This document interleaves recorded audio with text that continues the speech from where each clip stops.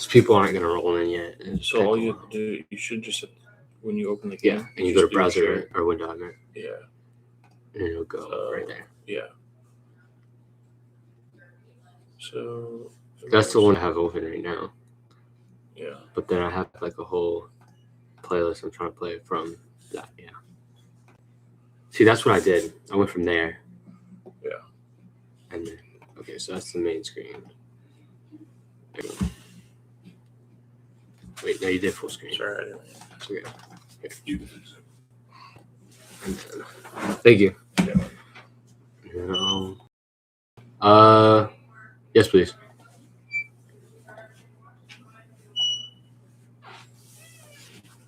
Thank you.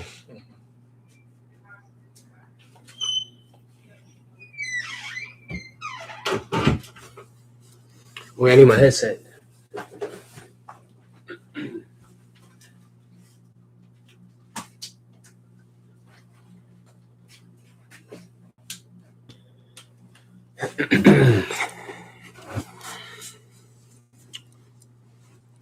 Chat, can y'all hear?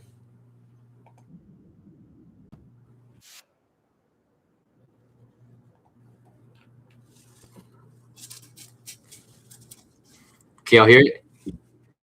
Y'all hear the music? Yo, what's good, Muhammad? What's good, Donovan? Two Stream Edits, what's good, bro? Coral? What's good? So, guys, I didn't know it said cuss words.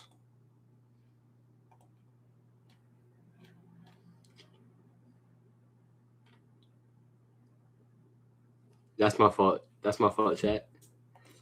My fault. Here, let's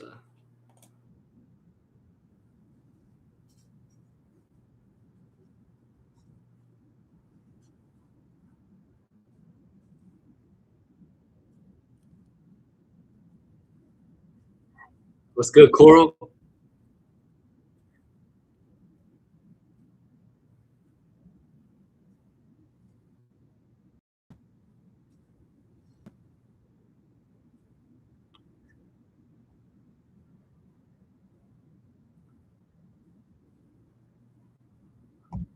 Making a day with a maiden alive.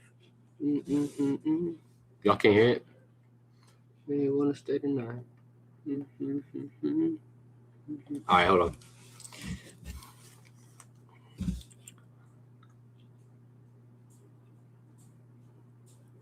My bad, twin. What's good? What's good? Hey, chat, make sure to like up stream. We got 6 people in here. Make sure to like up if you forgot. Appreciate y'all. I'm trying to figure out why y'all can't hear it.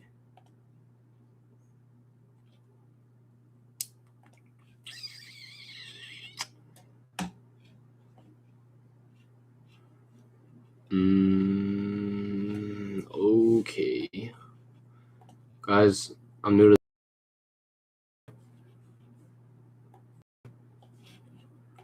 chill on me, chat.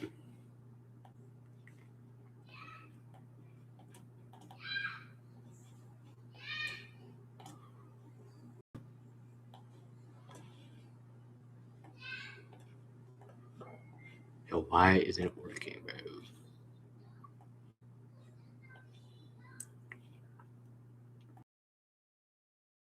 In a life. Music cause that I'm paid. They want to stay tonight. Hold on, chat. Give me a second, bro. This thing is tweaking out.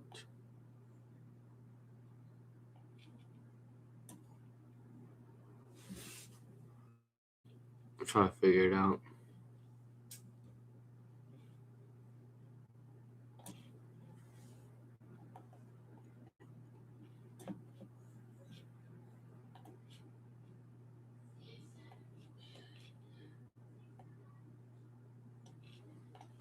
Chat, can y'all hear now?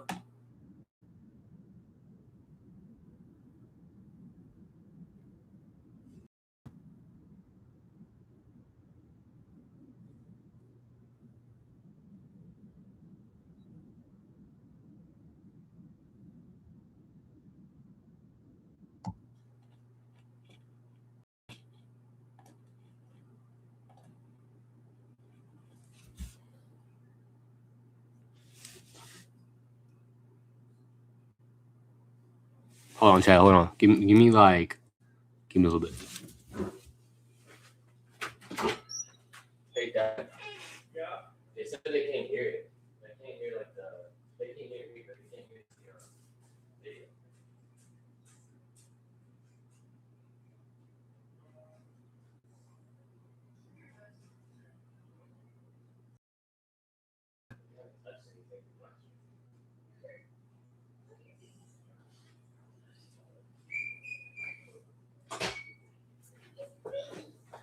I don't know what's not happening.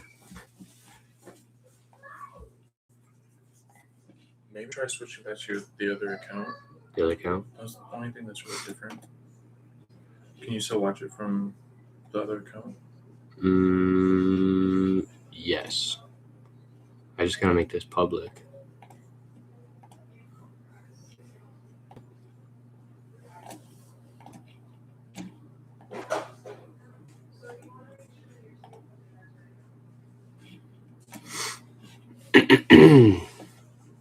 All right, chat. Can y'all hear now?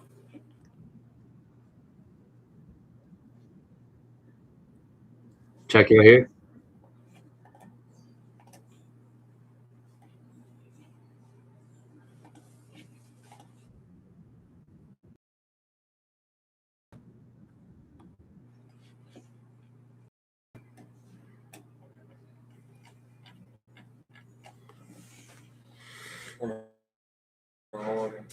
Okay.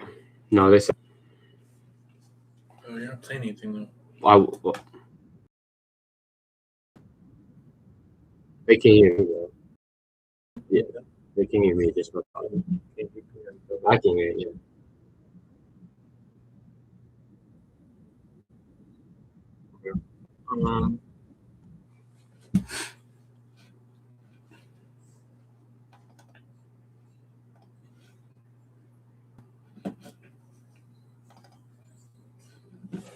Yeah, see now I'm full screen. That's fine. Yeah, I'm gonna try to reshare the. Yeah, because that's how I went last time and it kept messing up. So maybe I need to do that and then click that. Yeah. Like the actual, right? Yeah.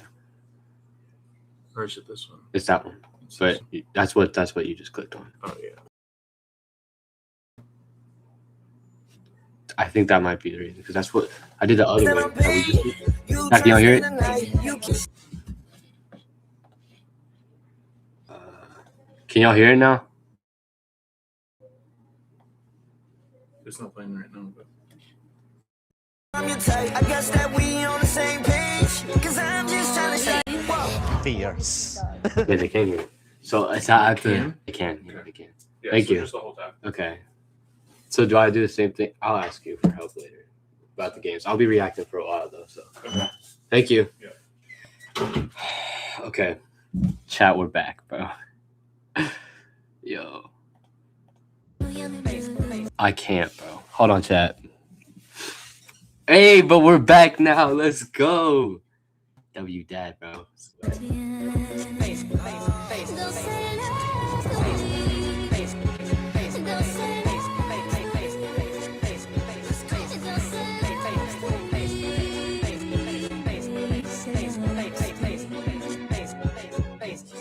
okay, I really do get I'm making a day. What they making a life? Is it cause that I'm paid? You trying to stay the night. You keep rubbing on my face. Make me feel like your type. I guess that we on the same page. Cause I'm just trying to say I really do get I'm making a day. What they making a life? Is it cause that I'm paid? You trying to stay the night. You keep rubbing on my face. Make me feel I'm your type. I guess that we on the same page. Cause I'm just trying to say whoa. Fierce. The easy one. Shut up, bro. Yo, I'm trying to listen to the song, twin.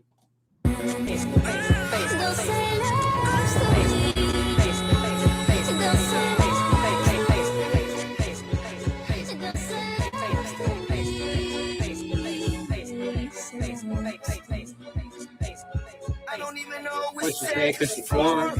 It's formed. And she got it dorm. Like the way she formed. And she gon' perform. Look the same in morning. She don't stop, keep going. Keep going. I don't even know what she said, but this what I hear in my head.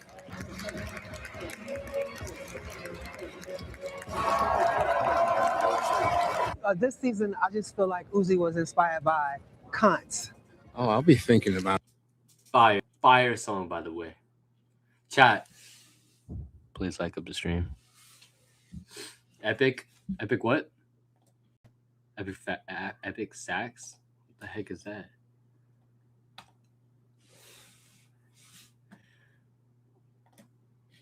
We're gonna react to Mr. Beast. I'll look it up though.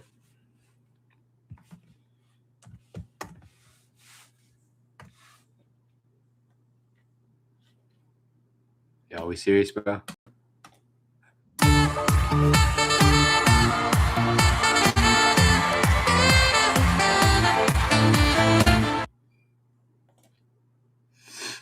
Yeah. But chat, we're back, bro.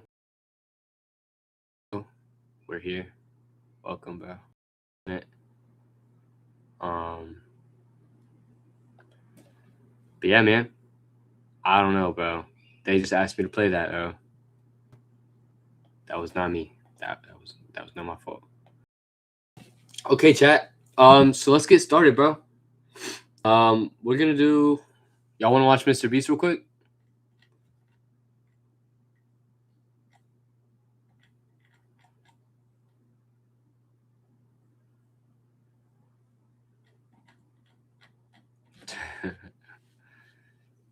Hey, just a few minutes, bro. Get your people up in here. Or we could watch. I want to watch this, low-key.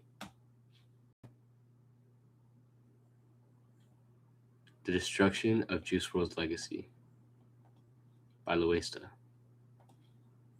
Told us all legends fall in the making, and tragically, Y'all trying to watch this, chat? Okay, we're gonna watch it anyways. Just a few minutes, bro. Get your people up in here. it was Juice WRLD who told us all legends fall in the making, and tragically, that was the case for him too. Now 5 years on from his premature passing, he remains one of the most popular artists in the world. You, bro. Even today, Juice WRLD is still dominating the streaming platforms, with his tracks averaging an astonishing 212 million streams sold, a number unmatched by anyone in hip-hop.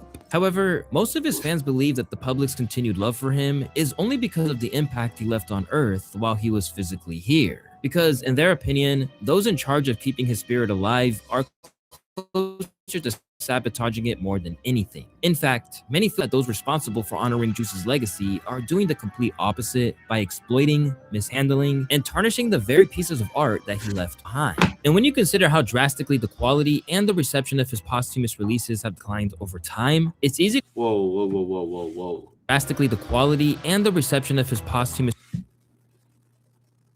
Yo, he went from 400, almost 500,000 first week to 86,000 first week, and this was a highly anticipated album too. This is the album that they were like teasing for years. Releases have declined over time. It's easy to see why, for so many fans, the latest efforts to artificially further his career feel like the final straw. It's your boy Luesta, and this is how Juice WRLD's legacy has been tarnished by his name. Back when Juice first passed on that fateful night in Chicago's Midway Airport, everyone immediately hoped that Grade A Productions, the label that has been overseeing his career from the outset, would try with their best abilities to respectfully handle this overwhelming loss. And why wouldn't they? Because the company, which is ran by the former rapper turned industry titan Lil Bibby, his brother G Money, and Peter Gideonwo, had always guided Juice's career. And if you ask someone like Bibby, he always had Jared's best interests in mind. Soon. He even tried to protect him if you know, you know, from himself when things got. The incident at the airport, that he was already checked into rehab, he was already scheduled to go. But this is all right, this confidential, but yeah, he was we already had him signed up for rehab. He already agreed to go, yeah, because that was like pulling teeth with him. Like I said, he was taking 1.5 pills, and like I thought that was crazy, you know what I'm saying, right? Because all of my like Herb and all of them, they only taking 1 or a half. You know what I'm saying? 1.5 compared to a half. I'm looking like, bro, what the fuck? I get the freaking out. Like, I'm sorry for the cussing chat. Bro, what the fuck? Like, Yo, why you say it again, bro? I get to telling everybody, like, man, look, we gotta send this kid to rehab. He's on 4 pills, I'm freaking out, you know. I'm telling everybody from the label, I'm telling everybody, you know. We found out he was doing more than 4. Like a week before he passed, you know. We found out he was doing, I don't say the number, but it was a lot. Huge number. Yeah. So that freaked you out. That was the final straw. Like, How much y'all think it was? Because he said 1.5 was crazy, but he said it was a crazy number. We saw him. Y'all saw that one video though. He popped like 3 at once.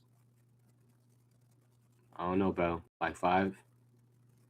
he said, all right, I'll go, but I'm not stopping. Okay. He said, all right, I'll go, but I'm not stopping. Like, I'll lower my dosage, but he said, I like doing it too much. Like, I ain't stopping. Now, it's always easy to place the blame on other people, but truly, you really can't stop an addict from using unless they want to. Unfortunately, Juice was one of those people who didn't want any help, leading to his untimely passing just days after his 21st birthday. And as rumors of Juice leaving behind a treasure trove of music began to surface the internet, fans expected Bibby to pull off something special in celebration of their fallen hero, which is exactly what happened when Legends Hot take. One of Juice WRLD's best albums. Never Die dropped in 2020. It wasn't just the best-selling posthumous album of all time, but a rare case where it was pretty much universally praised for its faithfulness to the late artist's vision. And at that point, there's a lot of goodwill towards Grade A and Co. And a lot of that came down to the fact that they spoke as if they were treating Juice's work with extreme care. And in a 2022 interview with Forbes, Lil Baby definitely made it seem that way. He left his fans with a ton of music. People just remember him for being a super nice and kind person. I knew him for 4 or 5 years. He was one of the nicest people I ever met. Baby would then go on to elaborate on the careful deliberation involved in releasing Juice's unreleased tracks, considering factors such as what fans are feeling, Like up the stream if you're new in here. how music has evolved over the years, and what Juice himself would have wanted. Then there was the human element to it all. In interviews, Baby indicated that Juice wasn't just his artist, but someone he genuinely cared about. He even admitted that going back through his catalog to put the album together took a huge emotional Low-key Legends Never Die, my least listened to album from his Afterworld on Drugs. I would say best album, hot take. Death Race for Love is his best album. This is in my opinion. Death Race for Love is his best album. Then Legends Never Die. Then Goodbye and Good Riddance. Then Fighting Demons. The Party Never Ends. toll on him. How was it putting together that album after he had died? That was rough, man. Yeah. Because I ain't hear those songs, but I didn't hear all those songs. I started hearing them after he passed. I'm like, dang, he was talking about, you know what I'm saying? I didn't know he was saying all that shit, man. Like, did you hear that shit? Yeah. He was saying, like, basically, like, he wanted to, like he wanted to die, some shit, man. And that shit hit me, like, bro, I cried though, like listening to some of that shit. Yeah. As tough as it must have been, nobody could argue with the result. sure. And for Grade A, it paid off big time, earning them the third most successful album in 2020. But while everyone was relatively happy with what they delivered on that occasion, the same can't be said for basically every move since then. Because whether it was driven by financial motives, frustration with the audience, or a fundamental understanding of what fans really wanted from Juice, things have taken a serious turn for the worse since Grade A's initial triumph. Autotune 2026 is finally here. Bro, they did Juice WRLD wrong, bro. They did him so wrong, bro. You know, he'd be one of the artists in the world if he was still alive. In the wake of the release of their third and allegedly final posthumous Juice WRLD album, it's starting to look like the damage to the relationship between Grade A and those who love and treasure Juice is irreversible. Although it's not something that happened overnight, the dynamic between Grade A and Juice's fan base has really mutated into something far less loving and community-based over recent years. Instead, it now feels more like a transactional exchange between customer and salesman, leaving everyone involved unsatisfied. While it wasn't really one individual incident that sparked this, things really began to change when they started making some unethical business moves to support their protege, the Kid Laroi. In the wake of Juice's death, the Australian rapper and singer immediately began to become Grade A's top priority. And soon, they were holding Juice's music for ransom Kid in an Leroy's attempt to tough, boost bro. the sales of the Kid Leroy's project. So when the album dropped, Legends Never Die, Bibby said, get 100K on Kid Leroy's album and we'll drop the deluxe. Never dropped the deluxe. Wait. Bibby said if you get 100K on Kid Or Leroy, 50K or something. If they'll Kid drop Leroy the sells deluxe 50K first to- week, they'll drop the deluxe to Legends Never Die. to Juice and shit? Yeah. So on Twitter, and he lied. He keeps promoting Kid Leroy. I just feel like he's trying to boost Kid Leroy with Juice's status. Okay. Crazy. I don't know if it's tasteful or just tasteless. I guess the fans would decide. Yeah, they are. Like the hell? Like, you know what I mean? Hey, Juice isn't here anymore. And you know, I think there's a respect for those music, and you're having them basically forcing them. That's the best thing to do. But truth be, and I'm really trying to. I don't want to be disrespectful with this phrase, but one monkey don't stop a show. Like Juice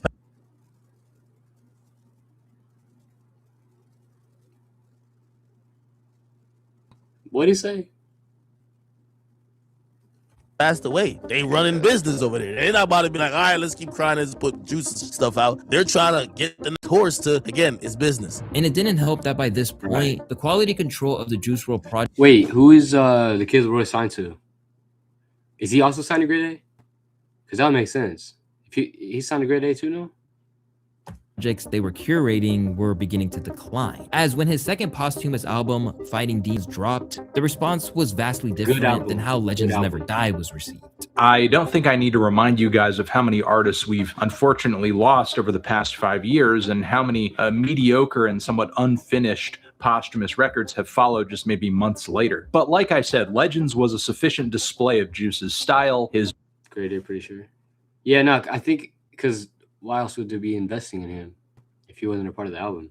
abilities and the general themes that painted his lyricism. However, I'm not as hopeful for this second posthumous record to turn out as consistent. There are some tracks on this thing that lead me to believe that we're beginning to scrape the bottom of the barrel here in terms of like workable, shareable songs, which honestly is just not the quality level that I would hope a Juice project would be at, especially since we're kind of dipping in for a second time to drop another posthumous album. I guess all I can hope for is that if there is enough material for a third record, that it is, combed over a little more carefully and groomed for, a better presentation, and that, Juice's loved ones are seeing the benefit of these projects coming out. Feeling a strong 4 to a light 5 on this one. After such a careful and considered first attempt, it suddenly seemed like they were falling into the typical traps of a posthumous project, like forced features with artists Juice never even met while he was alive.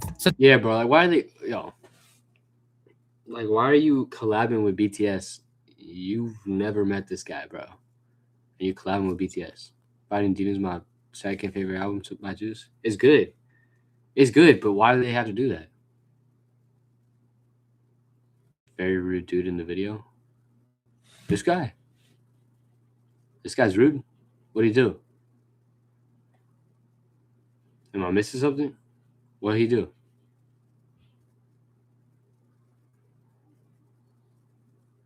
What's good, original Big Boss? Welcome to the stream, bro. Just Sugar from BTS, for example. This is the second posthumous album, and it's been less than 2 years he's passed away. And not only sure, that song is so good. The girl of my dreams when falling asleep. That song is so good. that, but we've gotten 2 deluxe versions of these albums, and nobody's asking for all this music. I mean, let the man rest. And the other thing too is, like, I'm very conflicted about this because I really do believe that the family, deserves to reap the benefits of the artist's work, but maybe do that in the spirit of a greatest hits album instead. Because to me, I don't care, if it's the brother, the sister, the mother, the girlfriend of the artist is, but you don't know. You shouldn't have that creative decision to know if the artist would have put out that song or that album or that body of work. On top of that, the rollout came with the usual issues, feeling less like a heartfelt tribute to a beloved artist and more like another commercial cash grab. The fans deserve to have the music, and at the same time, the artist's name deserves to be respected at this. again, like as soon as like there's all kinds of these crazy marketing stunts and all these, you know, sort of marketing rollouts that come into a posthumous album, it's like, okay, what are you guys really doing here? You know, like obviously, you know, we know records have to sell, but put the music out for the fans if that's what you guys really want to do, and see how it sticks. And at the end of the day, like, you guys are still eating regardless of what the amount is. So it's a win for the fans, it's a win for the artist, because you're not disrespecting his name by putting out, you know, half-assed material out there. And, you know, also you guys get to get your cut out of it and really get, you know, benefit from it. But when you start like, you know, teasing the album for months at a time and treating it like it's a regular rollout and doing all these crazy promotions, and it's too much, man. Dropped in December of 2021, it was initially expected that the long-awaited Fighting Demons was in 2021. Dang, I thought it was like 2023.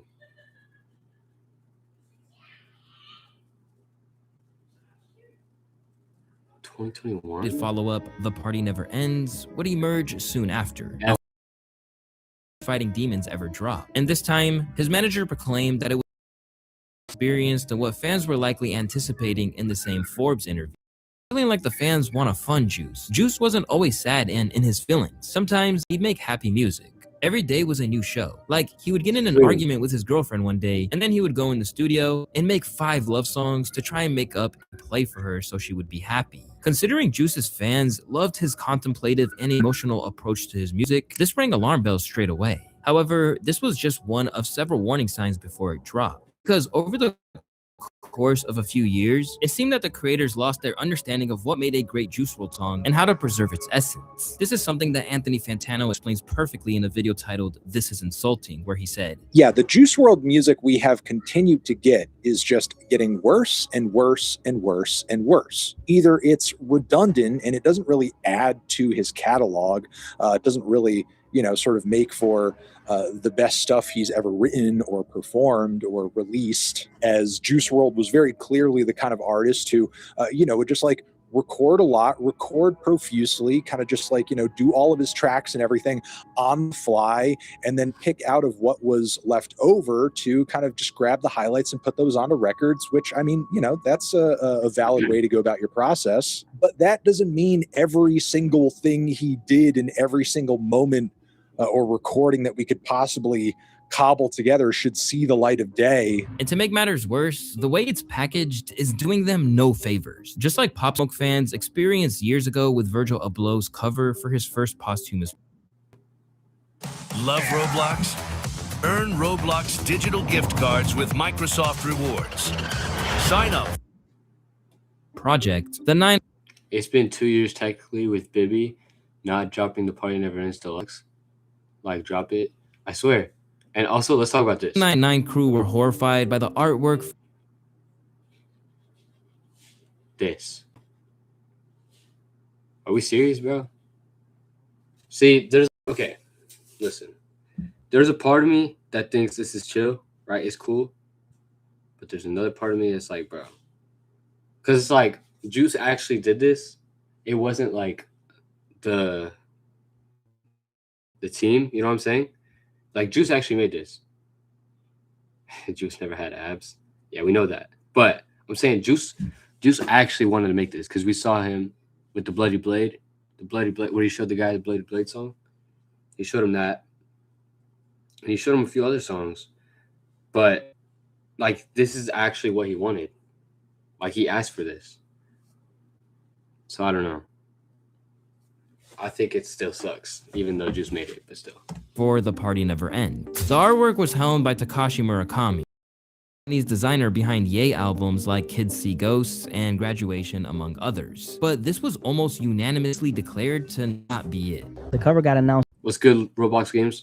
About a week before the release, and honestly, it was met with a lot of negative reactions. People were saying it didn't look professional, which, looking at it, is a fair critique. Then there's a 6-pack abs on the cartoon version of Juice, which a lot of people thought looked unrealistic and unnecessary. Overall, this cover was, let's just say, not it. Besides the fact that the artwork just wasn't great, it was also problematic when you consider how Juice passed on. So frankly, I feel kind of, again, disrespectful, reductive, and out of fucking touch to drop a record and like an album cover that's like, hey, Juice WRLD, endless party, we're having a great time. Oh, it's so psychedelic. We're out of, we're totally high. We're wigged out. Whoa. Like, what an awful message to Yeah, Roblox games. We can play after this video. send. Despite all the flack they were catching, they release grade A's Peter Gideonwo that this was just what or two before. In between his tour in Australia, he booked a private jet for $200,000 and went to meet Murakami. His goal was always to work with Murakami in any capacity. After he passed, we made it a priority to make sure Murakami had something to do with the final album, because it was that important to Juice when he was alive. He expressed his vision to him. Murakami's not just out here doing album covers. We tried to do things that he would have loved, to keep his legacy alive and aligned with what he wanted to do. With all Okay. So I kind of, I don't know. They might be milking that. I'm not gonna lie, because I understand. Like, we saw the video, bro. Juice already came here to Murakami, and he already made the album cover, or before or after he died. So why are they saying they went back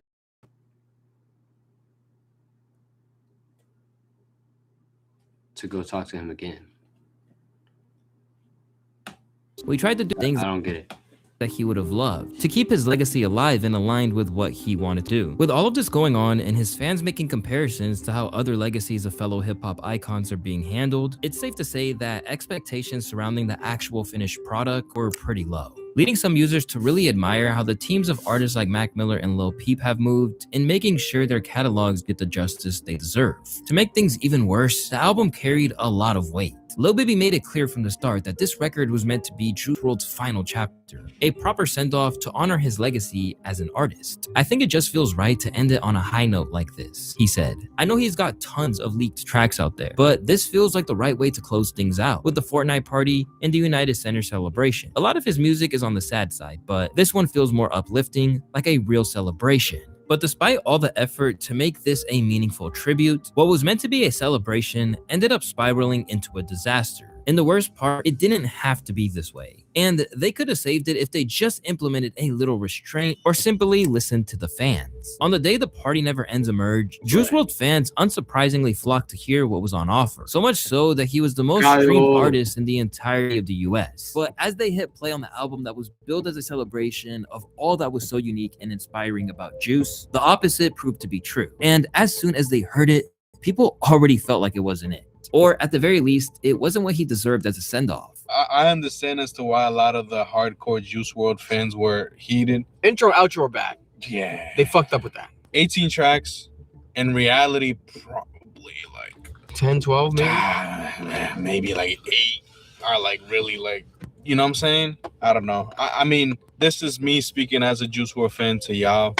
Let's just keep listening to them fucking leak tracks, because who knows if we're gonna get them as a official release. And if they're out there and they be banging, might as well. There wasn't even a singular issue either. From the track list to the production, people were dissatisfied, if not disgusted. This was not a good album. Everything about it is flawed. The auto-tune, vocals, mixing, and beats were all poor quality. The last ever Juice WRLD album the fans will ever stay up for, meant to honor how diverse his talent was. And they infested with more dogshit posthumous features, shit mixing, and depressive tracks. Just listen to a Leroy song with literally nothing on the song from Juice. They did my goat so dirty, man. To make matters worse, it looks like the songs are quickly cascading out of the rotations of fans to the point that it seems primed to flop.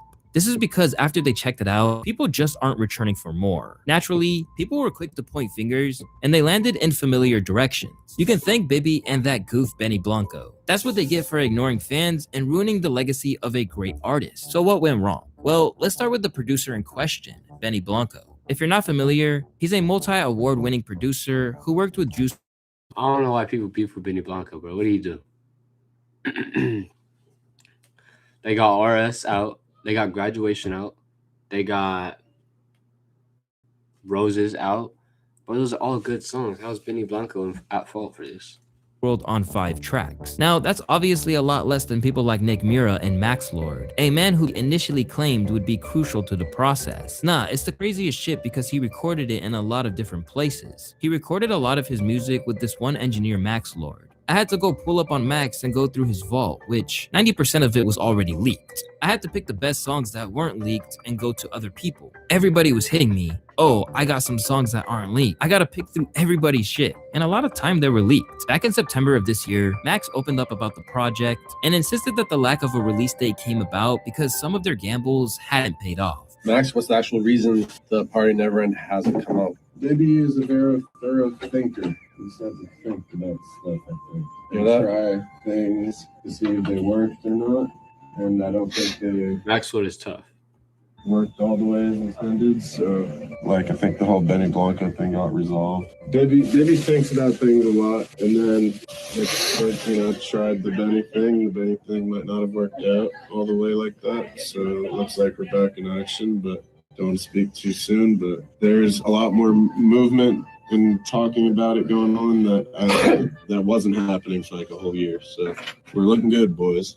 Things are looking up. Now, it's not like Benny had never met Juice. He had real experiences with him and even praised his incredible ability to produce songs, even though they emerged from nowhere. Real Shit was the first one we ever did. The second one we ever did was Roses. He literally gets in the booth, freestyles all the lyrics, all the melodies, did the whole song, and then we'll be like, all right, play it again. Then he would do it again. And then he would do it one more time. And then by the time he was done, he would have 3 full finished songs, completely different lyrics, melodies, everything. And he'd say, all right, pick the best one. And he would get out of the booth. Sometimes I would just take the beat away and make 3 different beats to every single thing he would. Over time, got reasonably tight and appeared alongside each other in interviews. At one stage, Benny even discussed Juice's drug use with him and seemed to indicate that he was doing too much without actually intervening. But like, how do people do? Well, I don't get the whole lean thing. Like, how do you do lean knowing that like it's like it can kill you right away? Like, I mean, I feel like in today's society, the oxygen we breathe could kill us. Like, that's true. Anything. But it's so crazy. I'd be so scared to try. But you know what though? It depends on your usage, bro. Like, some people could drink casually, sip casually all their lives and be perfectly okay. Because I feel like if you sip casually, it's identical to what alcohol does to your liver if you get drunk. Yeah. But you have those people that take it to the extreme. But as has become clear, all the Grammys Benny has picked up doesn't mean that he was the person to lead the project. And it seems like Juice's fans will never forgive him, nor Grade A, for handling what should have. So I still don't get it. Why are we blaming Benny Blanco? Do y'all understand this? Why is Benny getting blamed for this?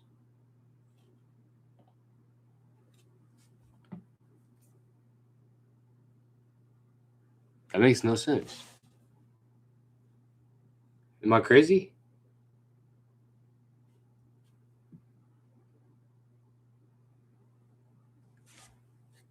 It doesn't make sense why they're still blaming him. Have been an absolute home run so badly. Basically, they scrapped Max Lord's version of The Party Never Ends and handed it off to Benny instead. Any of Juice's fans could have just picked a few solid leaks, thrown in 2 unreleased tracks, added a couple of unheard songs, and, called it a day. But instead, they decided to put all of their energy into the promo and getting Fall Out Boy of all people on board. It's honestly really dumb to throw out the work of a guy who is in the studio with Juice every single day for a pop producer whose one pre-death single with Juice is his second least successful track. Whatever chemistry Juice had with Benny doesn't even come close to what he had with Max, the guy who helped create his biggest hits. While Max Lord had remained silent on the issue, other regular collaborators and friends of Juice have sounded off, including DJ Scheme, who was known to be really close with Juice WRLD as well as XXXTentacion. As not only did he feel that Benny wasn't the guy who should have got the call, but that he wasn't doing his part to alert his fan base to his existence. In a now deleted tweet, DJ Scheme wrote on X saying, "How the hell do you help put an album together and don't post it once? I don't care. Benny should have never touched it. He was never the man for the job." As is often the case with posthumous albums, the disappointing outcome of The Party Never Ends has turned into a classic case of everyone passing the blame. That includes Lil Bibby, who at times seems to be growing bitter towards the fans themselves. You, just you, building your app on Base 44. Describe.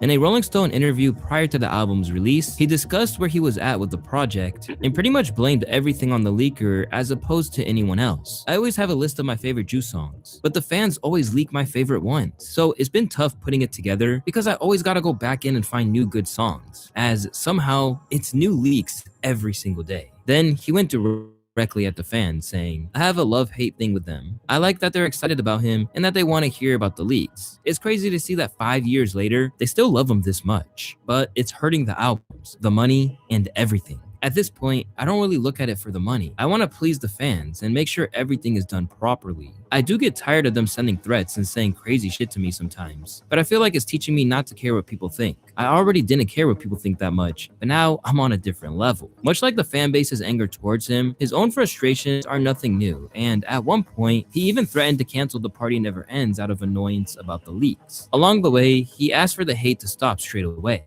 Supposed to say, I love Bibby, man, stop Bibby. People say that we don't put enough music, but then say we do it for the money, he wrote in another post. I will try my best, but I am human and I have feelings. This is not an easy job. People making crazy allegations and saying hurtful things. I want to put out music because I know that's what Juice wanted, and I know that's what the fans want. But sometimes I want to quit. Over time, the disconnect between the fans and Grade A has continued to widen. And while Bibby feels like he wasn't doing an adequate job for them to ease up, the fans are more than willing to list his failings. One fan on Reddit, summing up the frustration and racking up 400 likes, put it bluntly. Fans just want what Juice wanted to drop to be out. Clearly, you're not doing that often. So you're telling me Juice was getting Polo and Trippy on Feline because he didn't like Yachty anymore? Or that he wanted to drop Blood on My Jeans solo when he left it open for Gunna? Plus, why drop a 2-song EP Juice made himself and already dropped on all DSPs when he was alive on Fighting Demons? Half the stuff they do just doesn't make sense and or is obviously not something Juice himself would have done or planned on doing. I feel like the Polo G and Trippie Redd collab was good, but maybe Gunna never hopped on it. They released it because Gunna never hopped on it. Probably. Well, it wasn't he was in jail during that time too. The whole thing comes down to a difference. Should have dropped Outsiders.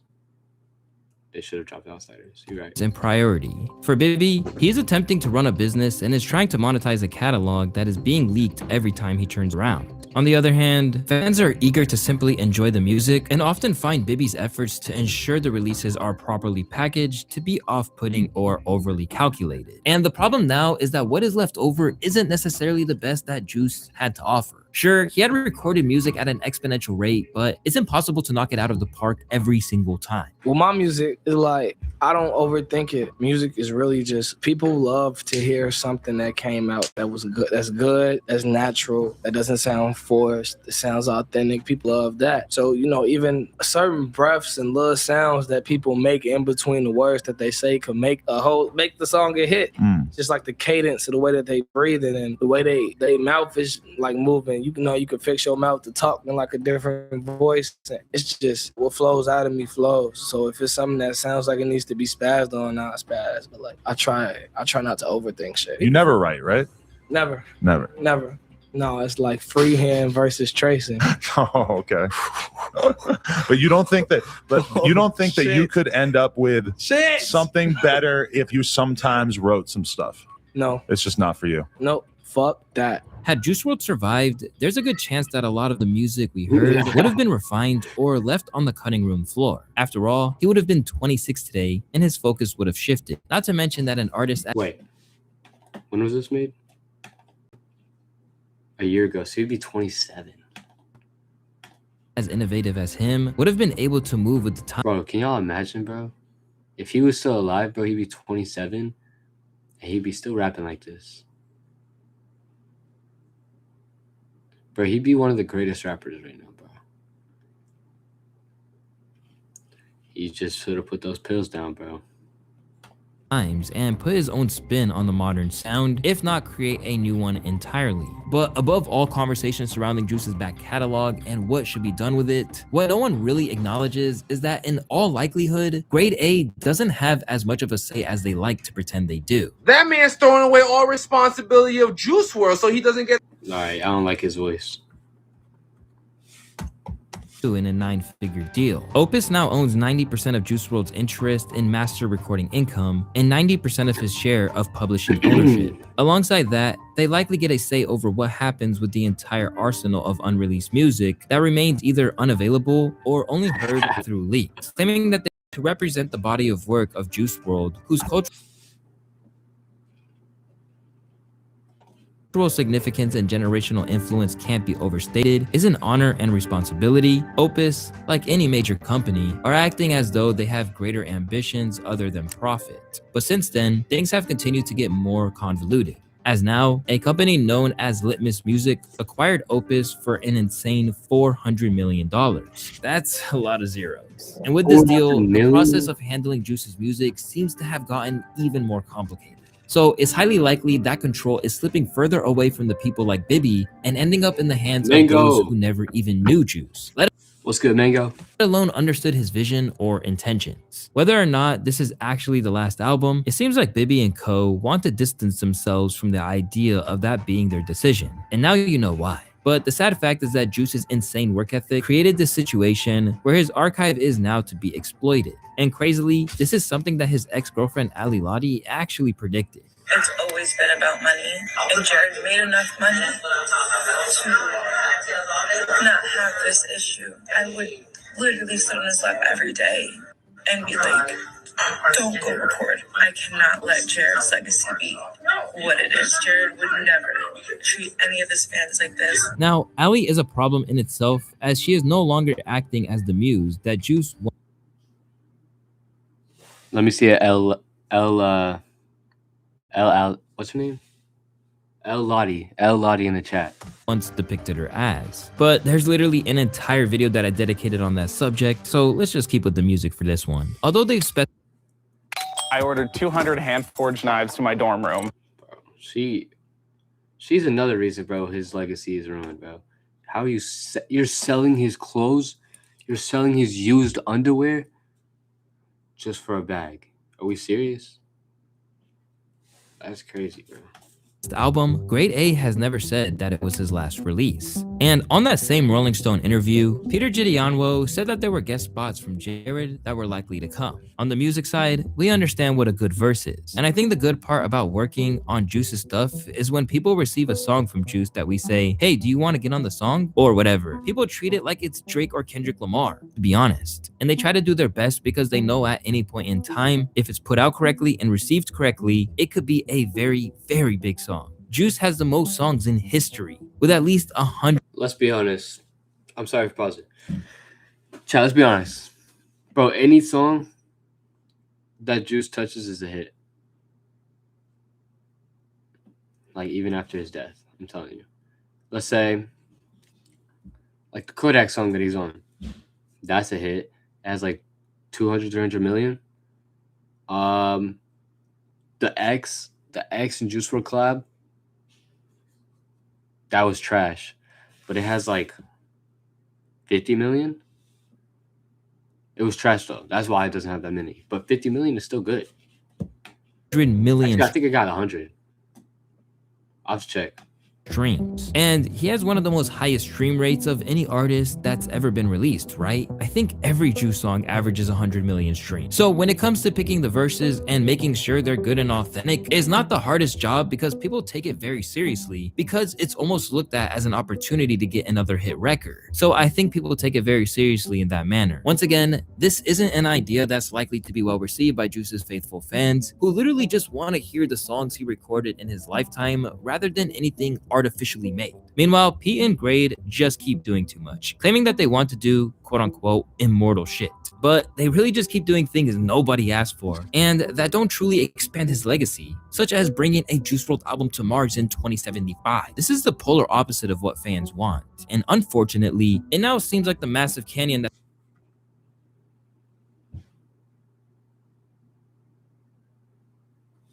Hold on. What? Don't truly expand his legacy, such as bringing a Juice WRLD album. The Mars rover is going to Mars, and they're taking a Juice WRLD album that will be played in 2075. That's how you make his name immortal, he said.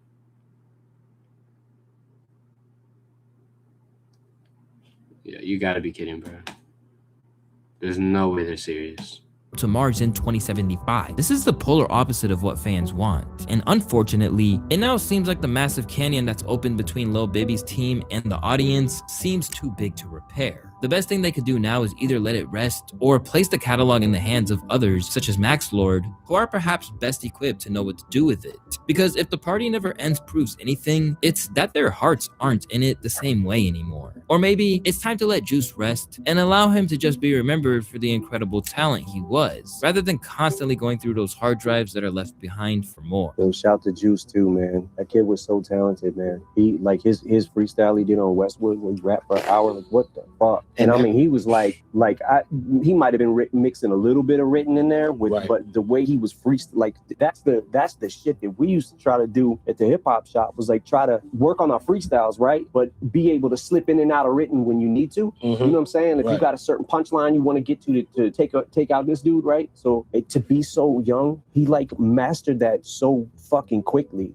Yeah, it's really sad, man, that like his potential was so off the chart. Rest in peace to Juice WRLD, a true one of a kind whose legacy deserves to be protected RIP at Juice WRLD in the all chat. costs. But Grade A aren't the only ones who are ruining this man's reputation. And if you guys want to check out what Ali Lottie is doing to his name, you can click the video on the screen. As always, I want to thank y'all for watching. You see, that's what I was saying. Bro, 500K for underwear? Yo, are we serious? Like, bro, she the devil, bro. She's the devil, bro. Let's be honest. Yo, it's good, Aiden. All right, let's move on. Let's move on, chat. Rest in peace to GOAT, bro. All right, we're gonna watch this. What's good? Ava, what's good? Let's see this. The worst freaking state to live in right now is Texas, and nobody's talking about it.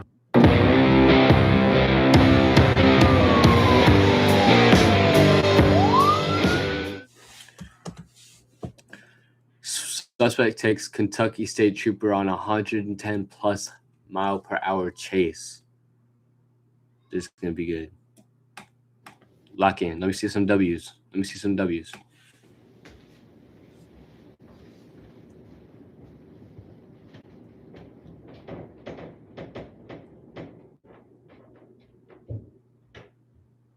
What am I hearing?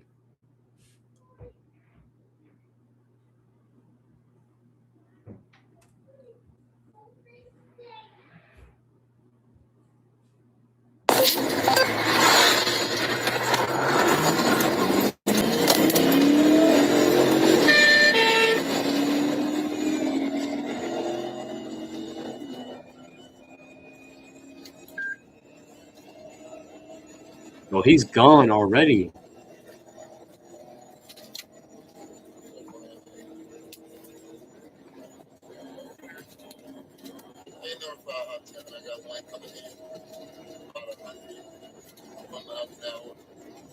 He's zooming.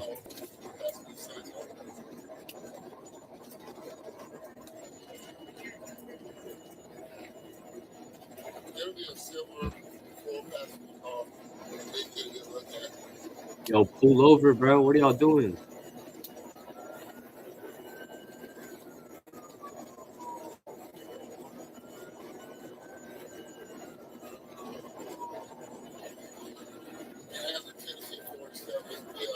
How fast y'all think they're going right now? What speed y'all think they're at right now?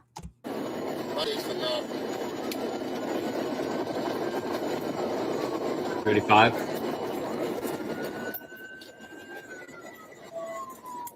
That sounds right.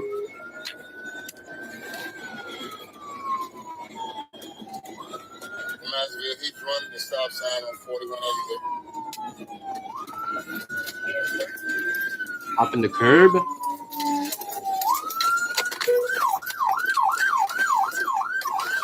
Oh my gosh! He's heading eastbound in the westbound lane of MLK Boulevard. Eastbound and westbound lane of MLK Boulevard. Causing traffic off the road. They switch back over to the eastbound lanes.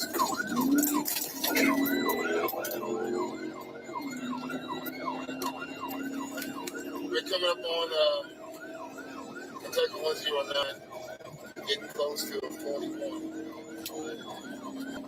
Speed's at 109. Y'all heard that? Speed is at 109. I've never gone past 90 miles per hour in my car, bro.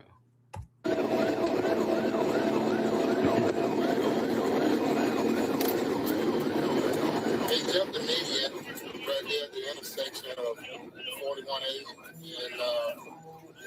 Crazy, bro. So he might have some slight undercarriage damage.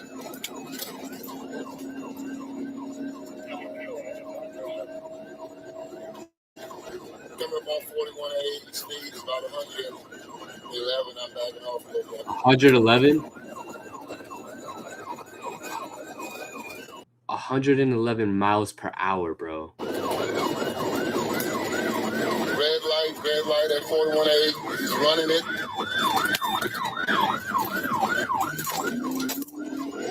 Bro. We're about to pass MLK Boulevard, or check MLK Street. Coming up on 68.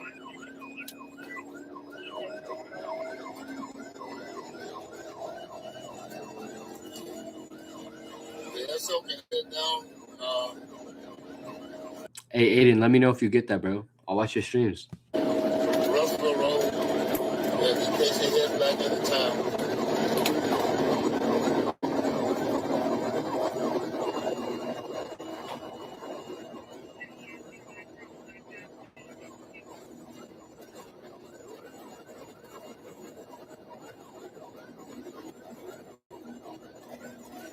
He's catching up, though.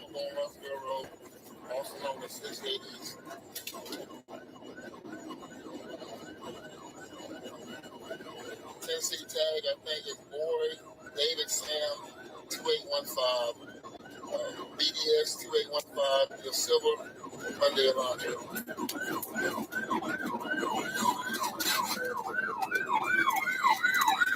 Yo. Bro, where does he think he's going, bro? You're going 111 miles per hour. You think you're going to stop fast enough to turn? He lost it, he went across. Now he's in the field.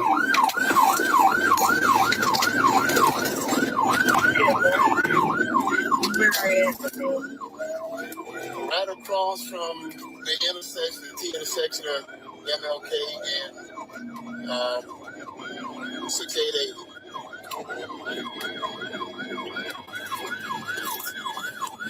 It's a cornfield. He's got plenty of acres there. I'm getting ready to turn on to this road doesn't have a name.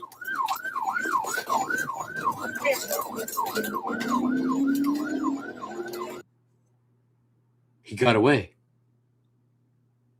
He got away.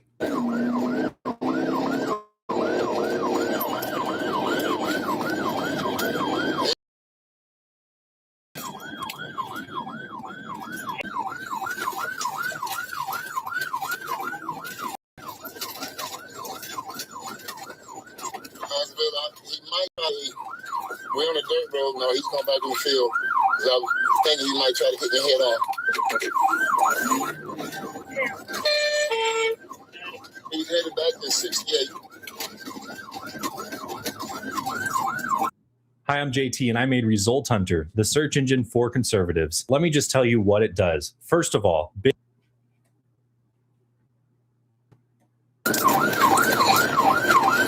What's good, Jay?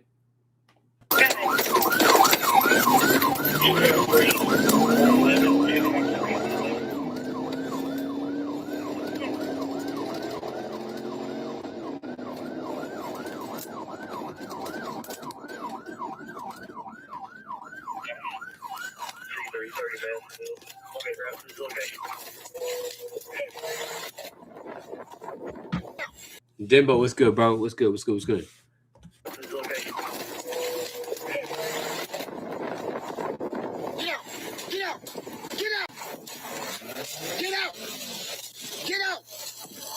Get out the car. Get out the car.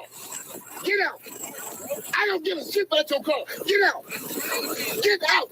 Cut the freaking engine off. Open the door and get out. Open the door and get out. Get out. Hurry up. Get on the ground. I don't want you to stand up. Get on the ground. I don't give a shit. Get on the ground.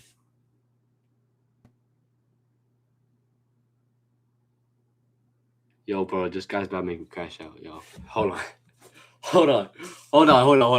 Look, hear what he says. Get on the ground. I don't want you to stand up. Get on the ground. I don't give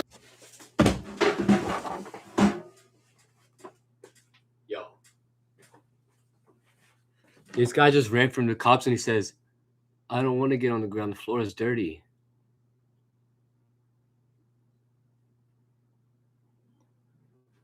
Are we serious, bro? That's when you shoot him 3 times in the head. All right. That's a little graphic. My fault. But bro, what is he talking about? shit. Get on the ground. Get on the freaking ground. Now put your hands behind your freaking back. Get a shit by the floor being dirty.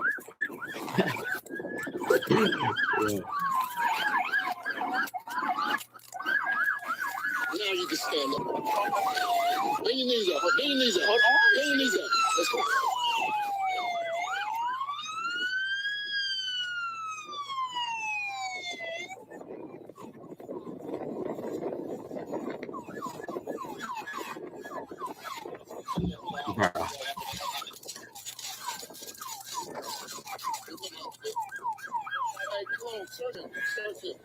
Let's see what he looks like.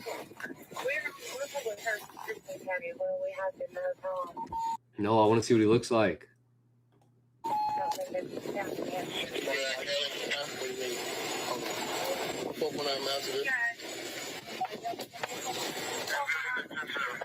Triple 10-15. I'll advise you of the. Bruh.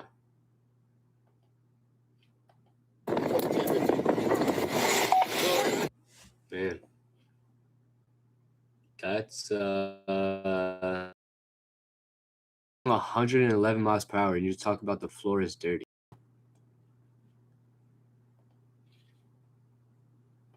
Like, what is he saying? All right. Well,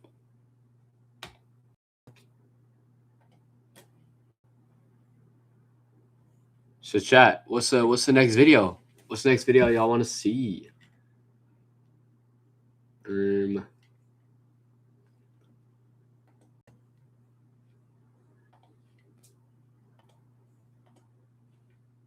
Hold on, I gotta comment on my boy's toast real quick. Boom. Gotta support, bro. Let's see. Chat, what do y'all think?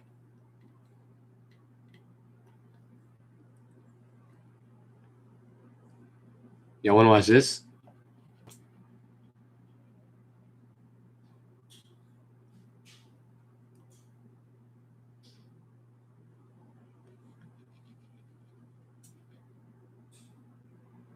Let me know, chat. What y'all want to watch? Oh, wait, this one looks cool. I used to think that high car insurance payments were something we have to live with. Turns out we don't. Your car insurance...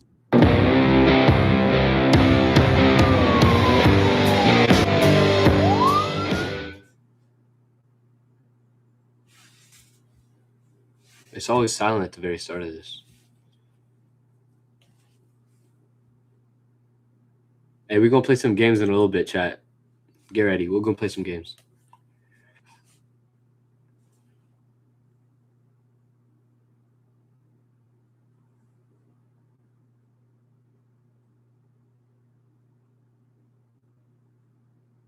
Am I muted? Okay. God.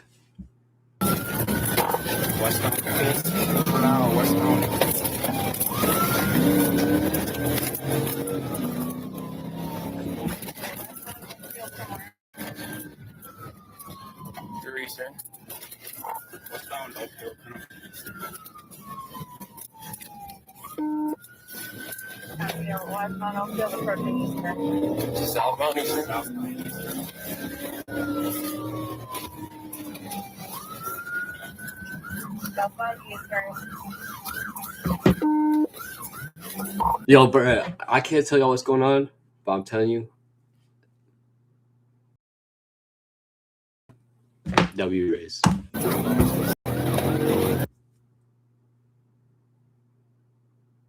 My thing just crashed. Are we still live? What just happened?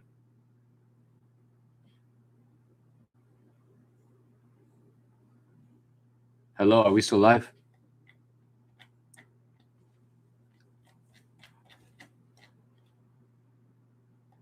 Let me see a W in the chat if we're still live.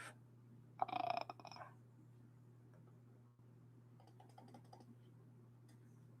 can't see. Oh, we are? Why my things just stopped? Everything just like stopped. All right. My fault, chat.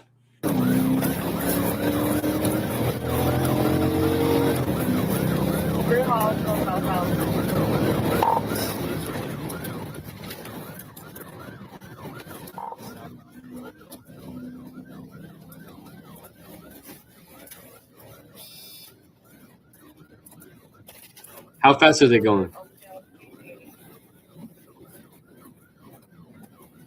The speed limit is 30. They're going at least 60.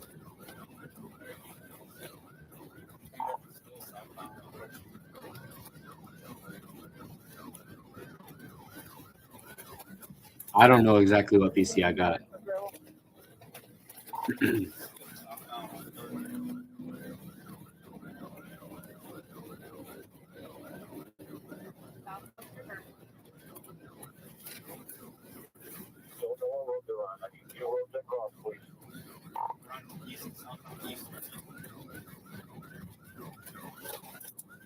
Clear right? Can we get across it?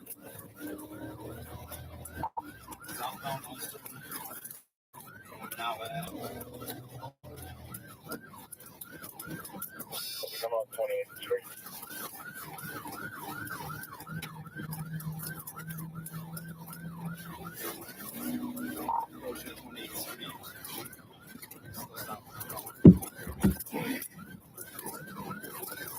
Trevor 2 is overhead. Combination crash. Like crash? Yeah, I didn't even see it. My fault. Trevor 2 is overhead. Oh. Combination crash. Crash. Still southbound. Held in a chair.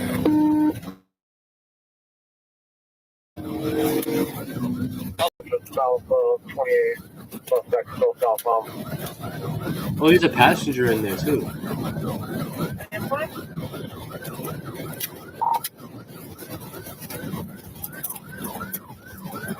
So they're still southbound, and they're setting up for a westbound shot. Westbound on 32nd. From Eastern. Hit maneuver. Looks like you lost Oh. a... MSP is not allowed to pit above 40 miles per hour. Look at a cheat code then. Bro, you could go 45, 50, and just never get paid. You just keep on going until you run out of gas. You chilling, bro. Clear out the passenger side.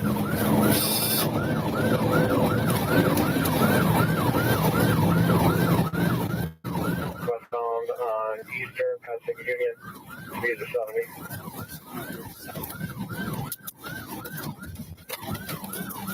Clear right? Yeah. Westbound 32nd, is it?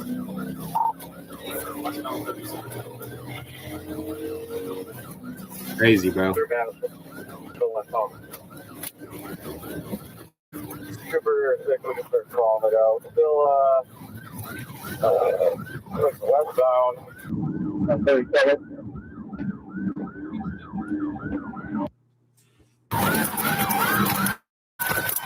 Gonna be southbound on Division, southbound on Division.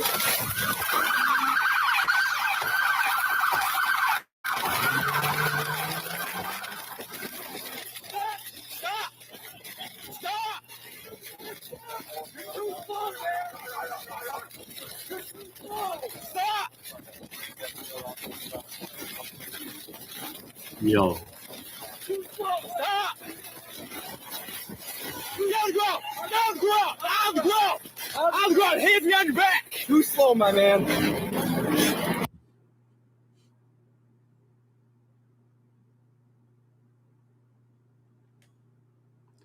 Yo, I'm tired of these people, bro, that think they're hilarious, bro. Yo, listen to this cop. I'm going. Hands behind your back. Too slow, man. The second cop right here on the bottom. I'm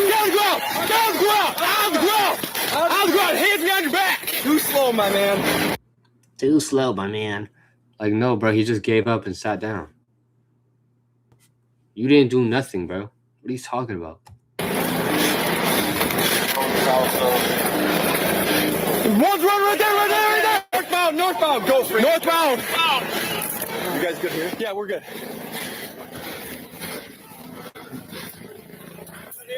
Yeah, man. Get up, dude. Let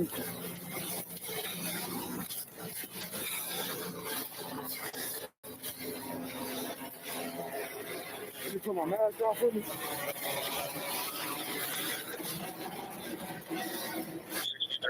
Don't run from the cops, bro.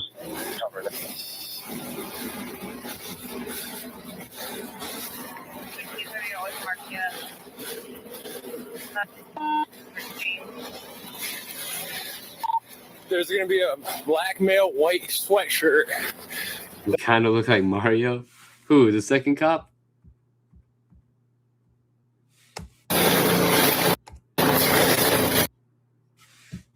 Oh my. Whose husband is this, bro?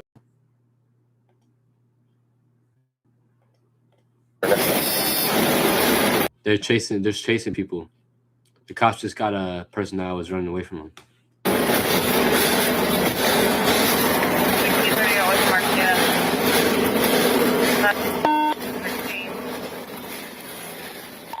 There's gonna be a black male white sweatshirt that was running north on Division. We have the driver in custody. 5-4, we got the black male white sweatshirt in custody. Alright, 5-4, I got a female that ran from the vehicle detained. She's taking her back to my car. Couldn't get away, could you? Try, didn't you?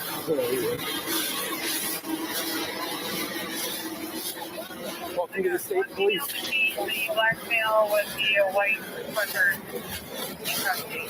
Are there still two at large? One with the green sweatshirt still alive. And there was a black male, green sweatshirt.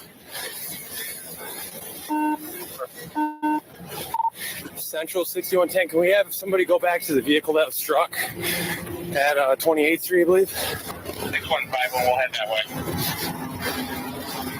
That was 28th Street where the vehicle was struck.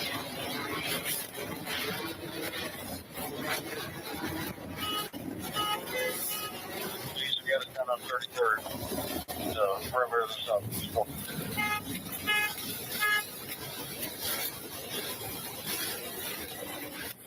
Get it.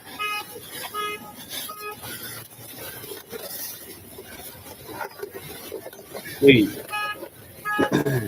Why are they putting him in the passenger seat? You put people in the back seat. Why are you putting them in the passenger seat? Yeah, we'll do that. We'll do that thing after. Hold you. Can you take my mask all the way off? Please. Okay, from service check, so we got two riser, it's only got south 33rd. We should have to change here, we can be 133rd. There you go. Dang, bro. That's crazy. Man. Okay. What's your okay, David? I don't know. Daylight. David.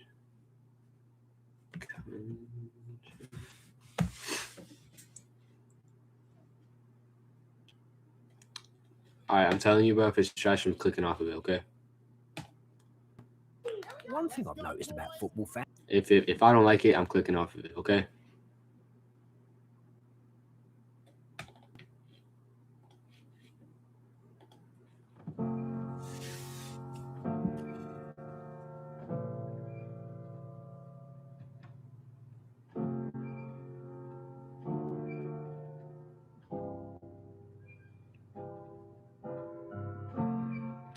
myself. I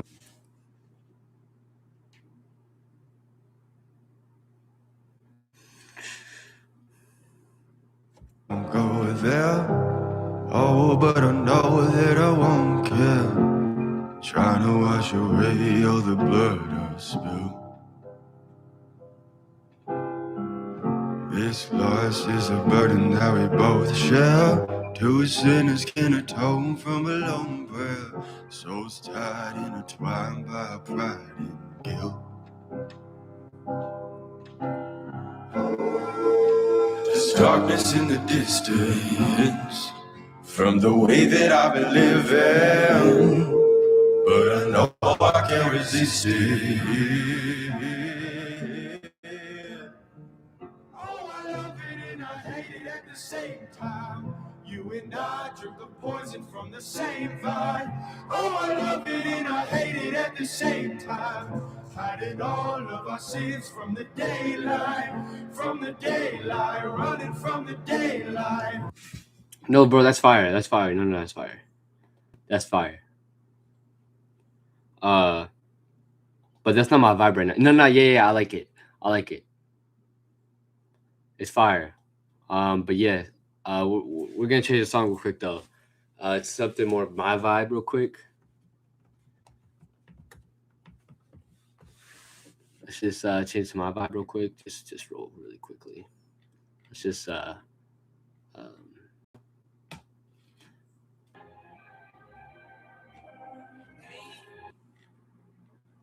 yeah, no, it was good. But yeah.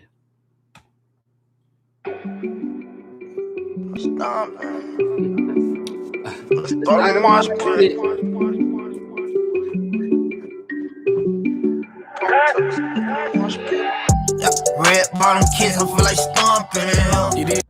Million grits, I mean, cornfish in here. New space cool, feel like a Martian in here. All the mosh pit. Red bottom kids, I feel like stomping. No oatmeal and grits, I mean, cornfish in here. New space cool, feel like a Martian in here. A protest, we start a mosh pit. Space hard like a Martian in here, doing donuts in the lot. It ain't no parking in here.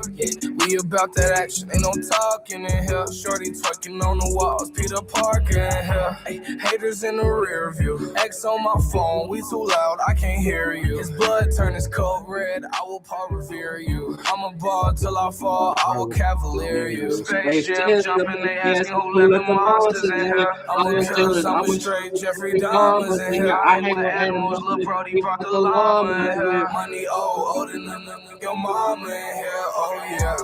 Red bottom kids, I feel like stomping in here. No oatmeal and grits, I mean cornfish in here. New space cool, feel like a Martian in here. A protest, I start a mosh pit. Yo, he's the GOAT, bro. Come on, bro. Tell me that wasn't a W song, bro. Don't blame me, bro. Yo, I get ox. Okay, I get ox, bro. I get ox in the card. Mosh pit. It's called mosh pit. Okay, chat. Y'all want to watch some scary videos? Y'all want some scary videos or not? I'm seeing one right here. Y'all want to watch some scary videos or not? Let me know. I have a Q&A up here.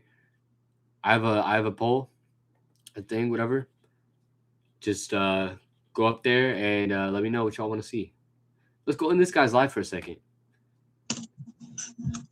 Motherfucker, you look at this shit. Fuck you, Silver.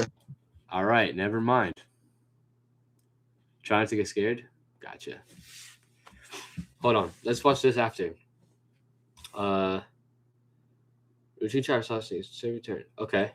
Let's watch this. After.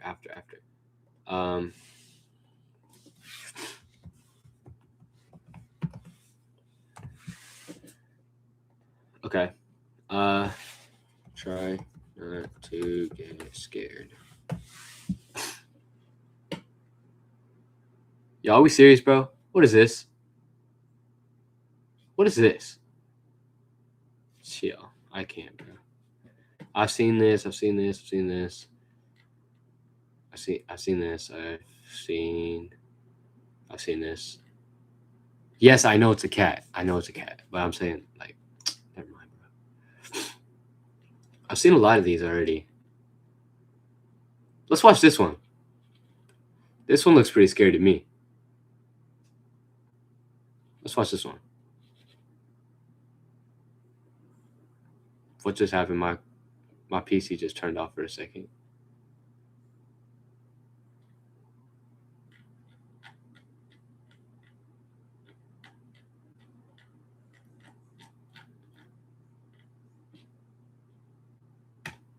Let's watch this one.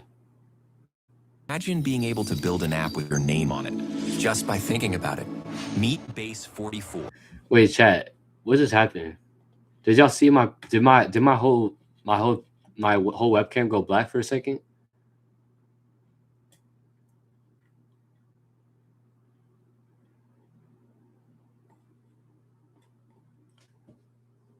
My whole PC just like turned off for a second. Or not my PC, but my monitor. Kind of weird. Yeah, my room went dark because my monitor turned off. So it yeah.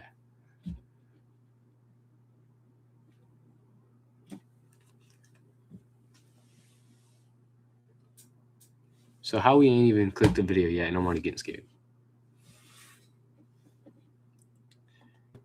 Yeah.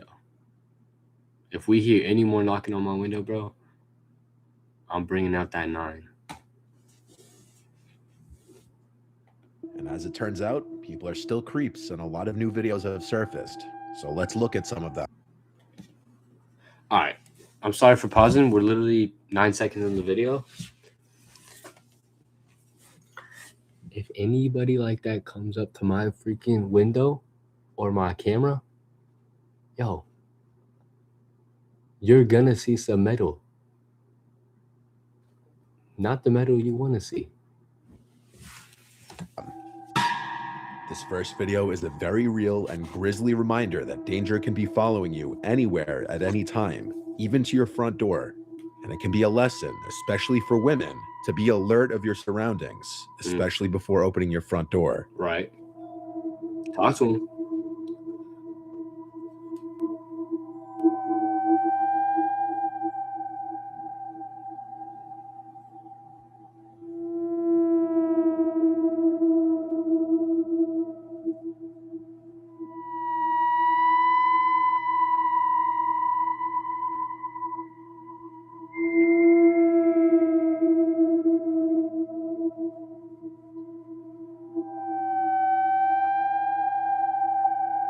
Whoa, now.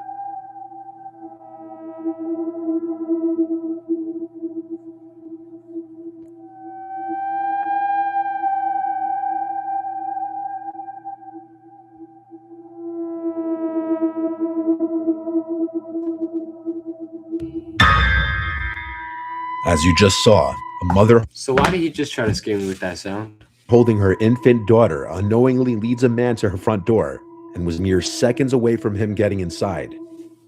As the man approaches the driveway, you can see him pulling up the mask over his face to conceal his identity, clearly with premeditated intentions.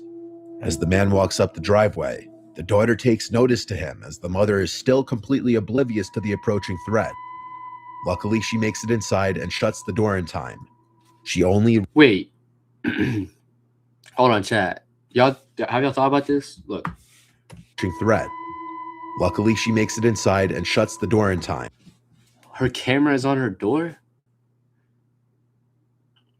Since when is the camera on the door?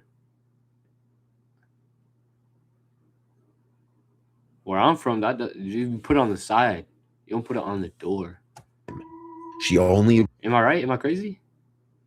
Realized what had just happened after looking through the terrifying— The woman made a report to the police as soon as she saw the footage, and what the police said was disturbing. There had been a series of reports of a brutal and violent rapist in the area who had been targeting women and children. It's suspected that he and this man were the same person.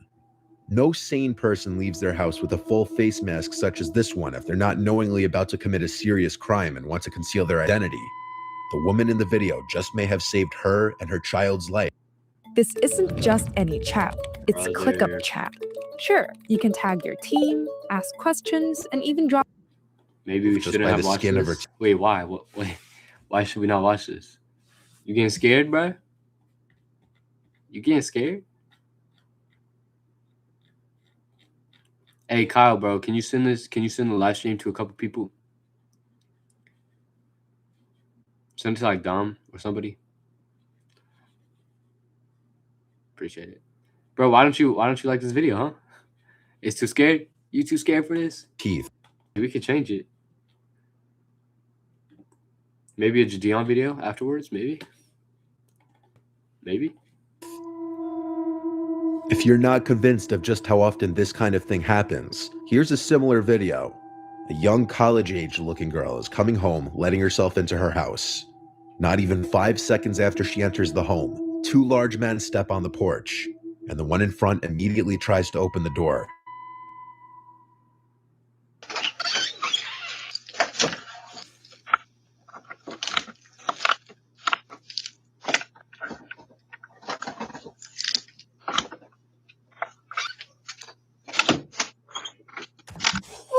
Oh my goodness.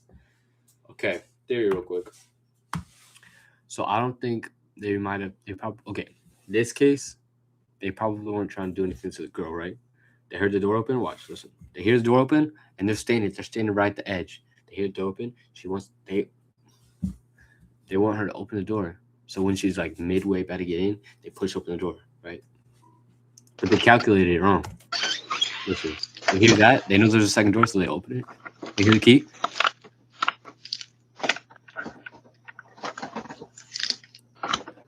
Door's open. They're like, oh, okay, heard the door? Boom. It should be unlocked, right? He's going to pass by. He's like, oh, it's unlocked. She just walked in.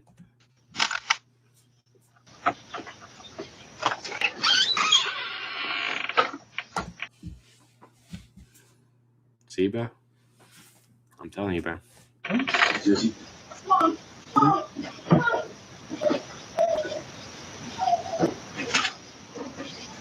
He's good.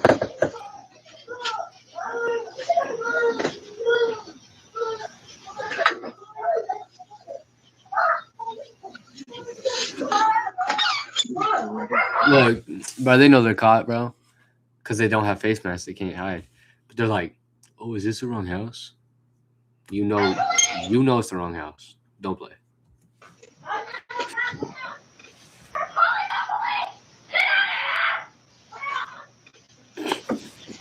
Yep. Some people think the men looked genuinely confused and may have had the wrong house. However, the short window of time between the girl entering the house and the men stepping on the porch would have definitely allowed them to see the girl. You'd think anyone who just tries to open the door to a house surely must know they have the right house, or at the very least, know who lives in the house. It could also be argued that when the man turns to his friend behind him, he's making mention of the camera, and so he pretends to think he has the right house by sticking around and knocking, despite the obvious screams from the girl inside as she notices the men at the door. It seems they only run off after the girl starts screaming, "We're calling the police." So unlike the first video, there's no 100% proof of whether these guys had bad intentions or not. Whether they were trying to grab the girl, or if they genuinely had the wrong house is up for debate. I think that they either had the wrong house and they just thought like someone else was trying to open the door, or they were just trying to rob them. I don't think they were trying to do anything to the girl. I think they were just trying to like rob them, get some money. But they had no mask. That's the only thing I'm like, I don't know. As there's no further info on this video. If it is the second one, still everything about the men's actions was sketchy. In this video, on the other hand, what's going on couldn't be more clear. In the early morning hours on October 16th in Kent, Washington, a couple's seen returning home. The husband is seen unlocking the door, and seconds later, as the man's wife follows behind, she turns her head to a gun-wielding suspect chasing behind her. What? Yo, how you gonna leave your wife like that? She acts quickly and runs inside, locking the front door. The suspect then spots the Ring camera and hits it repeatedly with his gun, effectively breaking the device.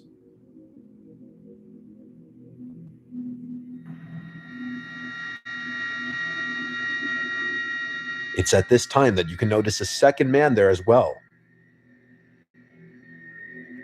The couple spent their night at a casino, and for this reason, the wife believes the two men followed them home from the casino, hoping to rob them of any of their winnings. Fortunately, they made it inside safely. The suspect with the gun was identified by police as 18-year-old Al Hussein. That guy is not 18 years old. That's a 50-year-old man right there. May, and he was arrested on October 26th. He faced multiple charges, including burglary in the first degree, and he pleaded not guilty to all of them. Too quiet. Turn your sound from 100% to 600% with Sound Pusher. Just hit Add to Chrome. I'm good. With this fourth video, we moved to something a little more. Oh, I've seen this. Yo, that's creepy. Normal.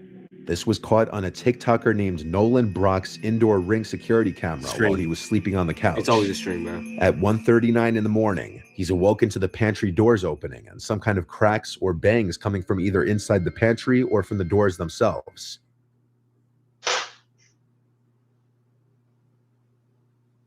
Stream.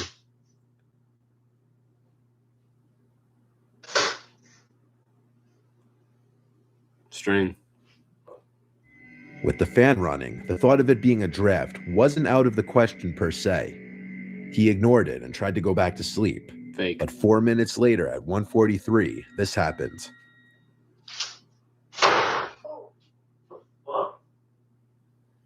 String.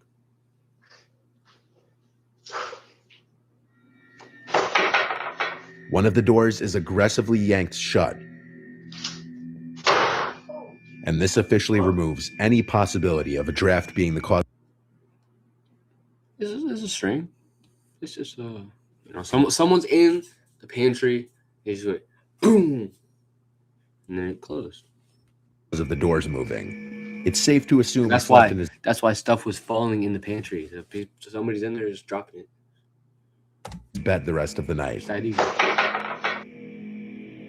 This next video also comes from inside of a house instead of the front porch, and this one can play on one of the biggest fears of a lot of people, and that is someone lurking around your house as you sleep. In Don't say that now. Wichita, Kansas, a family's Ring cameras captured some terrifying video footage of a stranger standing directly over sleeping 15-year-old Anaya Rock.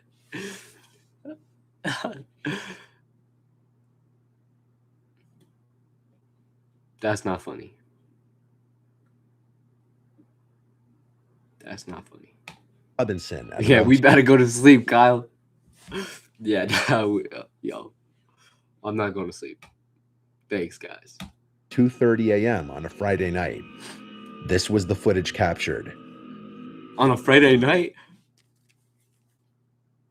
It's Friday today. Oh, heck no.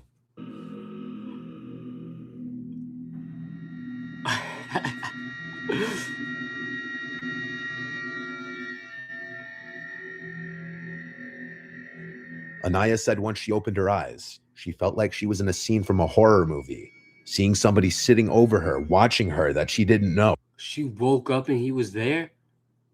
Oh, no. Anaya rushed to her mother Angel's room, screaming there's somebody in the house.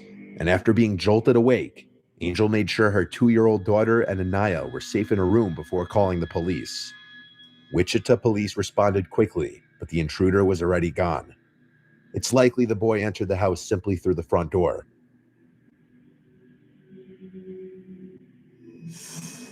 Luckily, the Ring... Okay, wait.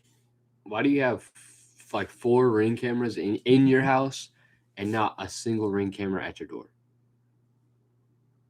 And yeah, why aren't you locking the front door? That's your fault.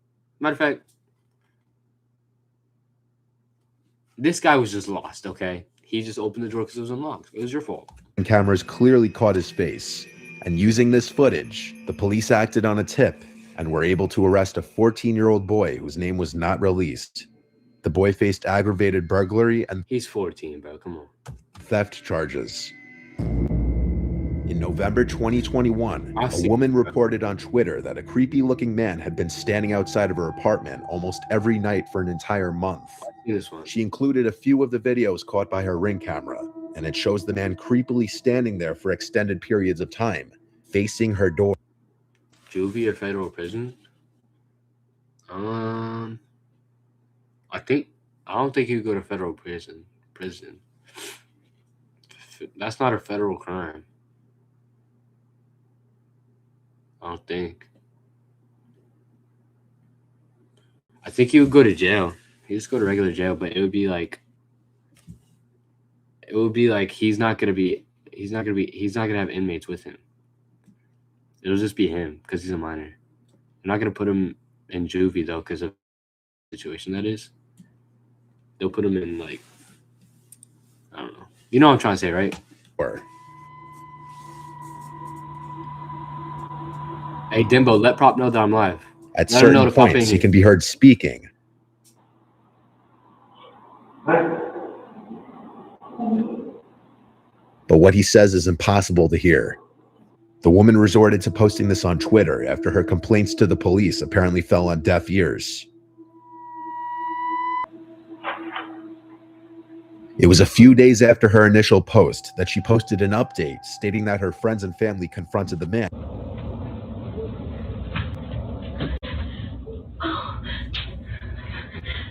Whoa. She naked? Oh, no, she's not. Okay. Yeah, bro, I'm leaving that apartment, moving somewhere. Exactly.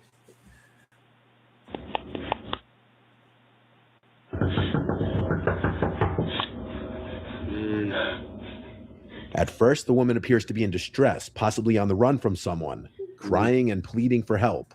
But things start getting suspicious when she hides anytime a car is approaching.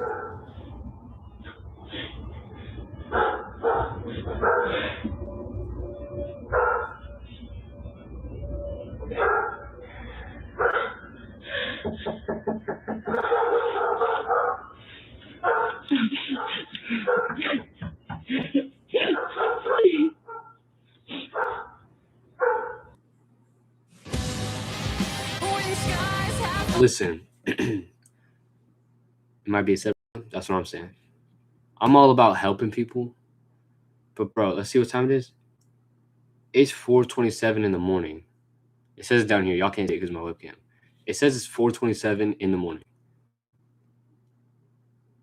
And yes, a kidnapper or whatever at that time. But I'm saying, like, I don't know, bro. And you're wearing something like that, too. Sounds like a step to me. I'm not opening the door. I'm sorry. I wish I could help you. But I'm not risking my life. That sounds selfish. I'm trying to say, like, I'm not opening the door.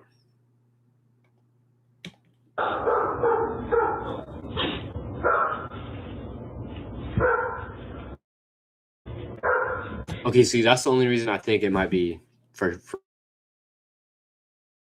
like it might be real, because she thinks those are people. That's the car that they're in, or like she thinks it's them, so she hides. Is she hiding from a specific person chasing after her, or is she perhaps trying to not be seen from any passerbys? That's what I'm thinking. One of those.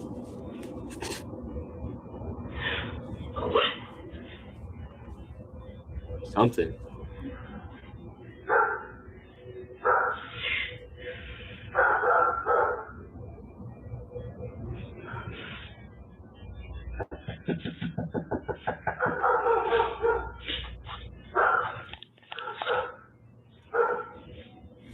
She kind of bad though.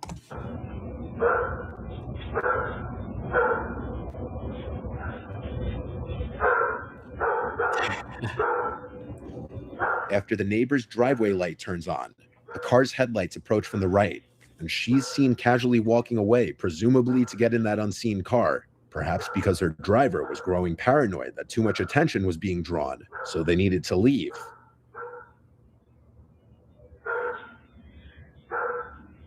Wait, hold on. What did he say?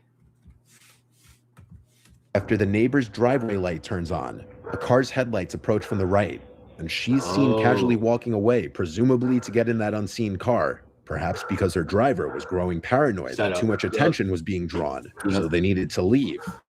You're not gonna hide from a car and then see headlights on the right and then go to it. No, she was definitely, they pulled in right here. They pulled up right here. So she was like, I mean, that's the neighbors, right? Obviously.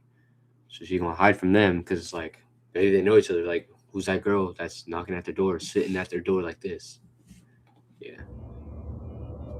Setup. It's a setup. Yeah, that's why you don't open the door. She seems closer. Now you could say that's just a far-fetched theory of mine.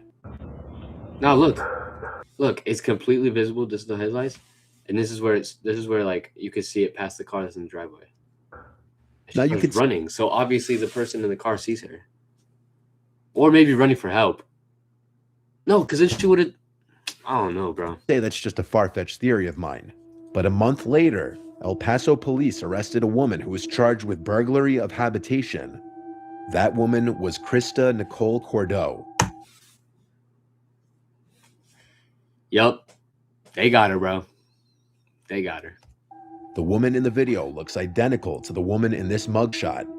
The charge this woman faced is defined as the act of entering any building illegally with the plan to do something serious, such as harming the owner, damaging property, or stealing. Suddenly, the prospect that this woman could have been trying to trick an unsuspecting person into opening their door doesn't seem so far-fetched. As always, keep your doors locked and be careful who you open them to. Right. Yo, I don't like that this guy keeps trying to scare me with the little jump scare. Far-fetched. As always, keep your doors locked and be careful who you open them to. Hey, W video though. W video, bro. Let's give that a like.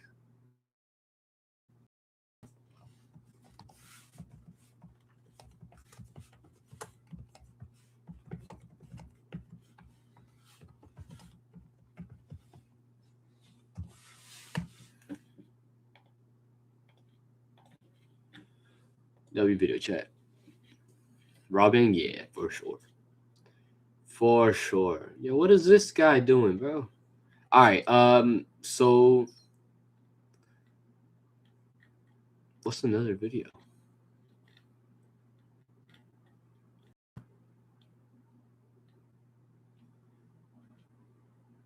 Hear it? Snoop. All right, so look, man, what's the hottest thing you ever ate? A whole lot of shit hot. Okay. Look, man, I got the world's hottest chick.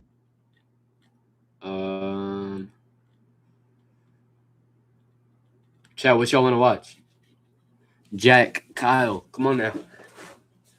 What y'all want to watch?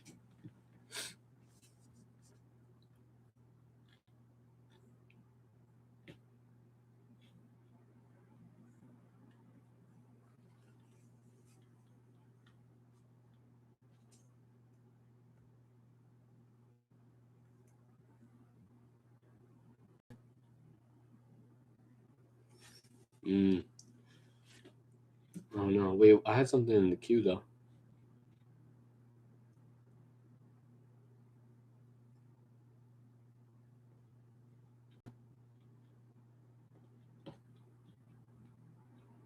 Y'all want you can create your own. Y'all want to watch this?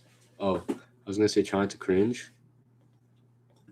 Trying to cringe. Cocky fighters get humbled. Y'all want to watch this?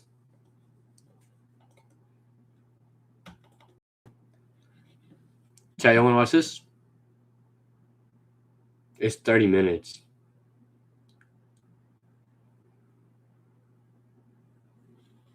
Bet? Okay, bet. All right, chat. I need a pee break. Hey, if you haven't already, make sure to like the stream. And send the stream to your friends, bro. Send the stream to your friends. Give me like 2 minutes.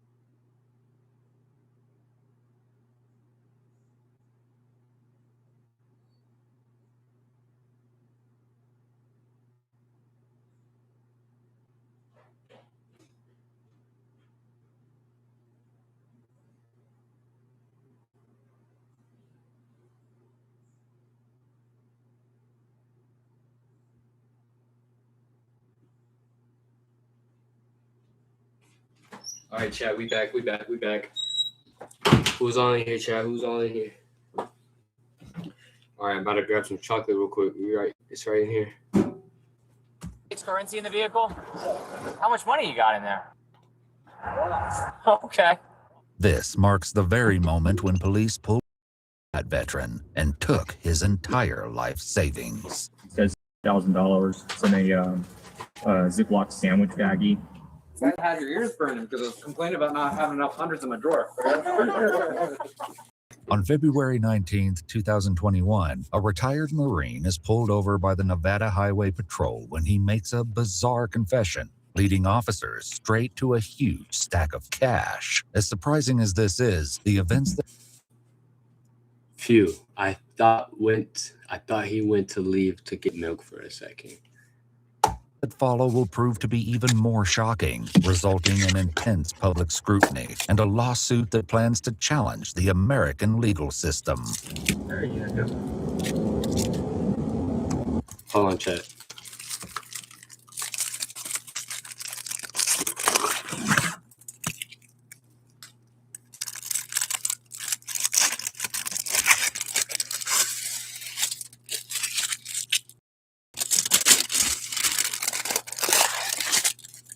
My fault. The driver of this vehicle was following that red and was a semi less than a second following distance. Was driving under this vehicle. He stopped him on a Mustang. Make sure it's okay. Officer Chris Brown pulls over Stephen Lara of Lubbock, Chris Brown, Texas. Travel appearance. We have got to the point where literally anybody can build a fully working app without knowing how to code. This is base 4. Hey, good morning, Trooper Brown of that Iowa Patrol. How are you today? I'm doing great. The reason I'm stopping you, we have a special enforcement campaign going on. We're trying to educate drivers about violations they may not realize they're committing, but we're seeing a big increase in crashes out here. First, applaud you on your driving. You drive great. You're driving really slow. It appears that you're trying to drive safely under the speed limit. I appreciate that. I just want to talk about your following distance, especially around commercial vehicles. Came up behind a red and blue tanker truck, a little bit too close behind him. You got to navigate that. You got your driver's license with you? Sure. Awesome. I appreciate you, by the way. Yeah, I appreciate that, man. Do you have a registration card with you? Well, it's a rental car here. Okay. So I do have a rental. If you don't mind, it's underneath here. Okay, yeah, that's fine. Any weapons in the vehicle? Oh, perfect. Yeah. If you can grab the rental car, that'd be great, man. Stephen tells the trooper that he's going to Portola, California to visit his daughter for the weekend before heading back down to Texas. He answers all of Trooper Brown's questions without hesitation and appears to be in good spirits, completely unaware this seemingly average traffic stop will soon transform into an all-out nightmare. You said your daughter lives up in Portola? Two daughters. Okay. They both up in Portola? Come on over here, man. All right. You a fighter? A fighter? Yeah, you got a tap-out shirt on. Well, I've got a lot of training. I'm a retired Marine. Okay. Yeah. Nice. What'd you do for the Corps? Well, I was a data chief initially, but then they changed the MOS to cybersecurity chief. Okay. When'd you get out of the Corps? I got out about 2 years ago. Give me a second, man. All right. Stand right there. Ever been in trouble with law enforcement before? Never. Okay. While Trooper Brown radios in Stephen's information, Stephen truthfully answers all the questions about his job, hotel reservations, and weekend plans. However, Stephen will soon find out that this lighthearted chat might not be as innocent as it seems, as Trooper Brown is about to reveal that an unsafe following distance may not have been the only reason he was pulled over. Hey, while I'm working on this, let me ask you something, man. This is going to sound kind of weird. Part of my job out here is I do what's called highway interdiction. I look for people that are smuggling contraband through our state, across the country, weapons, humans, drugs, illicit currency, things like that. Anything in the vehicle I should be aware of? Okay. No firearms, no explosives. Okay. Is there any drugs in the vehicle? Cocaine? I don't think so. I got to ask all these silly questions, right? Okay. Any large amounts of United States currency in the vehicle? Okay. What's a large amount of U.S. currency to you? Okay. So there's over 10,000 in there? Okay. How much money you got in there? Okay. Fair enough. Fair enough. Having a lot of money isn't that suspicious. He could be balling.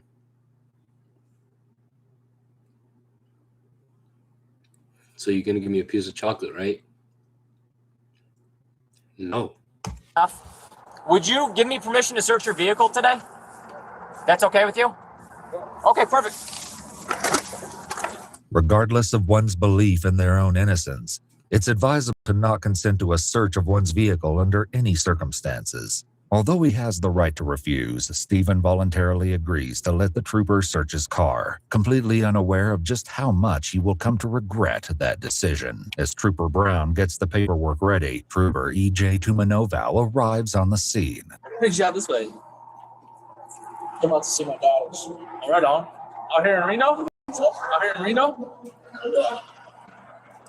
Well, it's all right. They doing okay? I know you guys are suspicious. I'll ask lots of questions so I can get to. Yeah, I'm not really worried about anything, so I'll give you any information you want. As Trooper Brown gives Stephen the paperwork to read and sign, Trooper Tumanoval heads to his vehicle to get his sniffer dog, Jill, nicknamed Jillybean, to see if she finds anything suspicious. Jillybean, Jillybean, Jillybean, Jillybean, you're a pretty girl. We go play. Wait, they have. Hold on. They have dogs like that for cops? Jillybean, you're a pretty girl.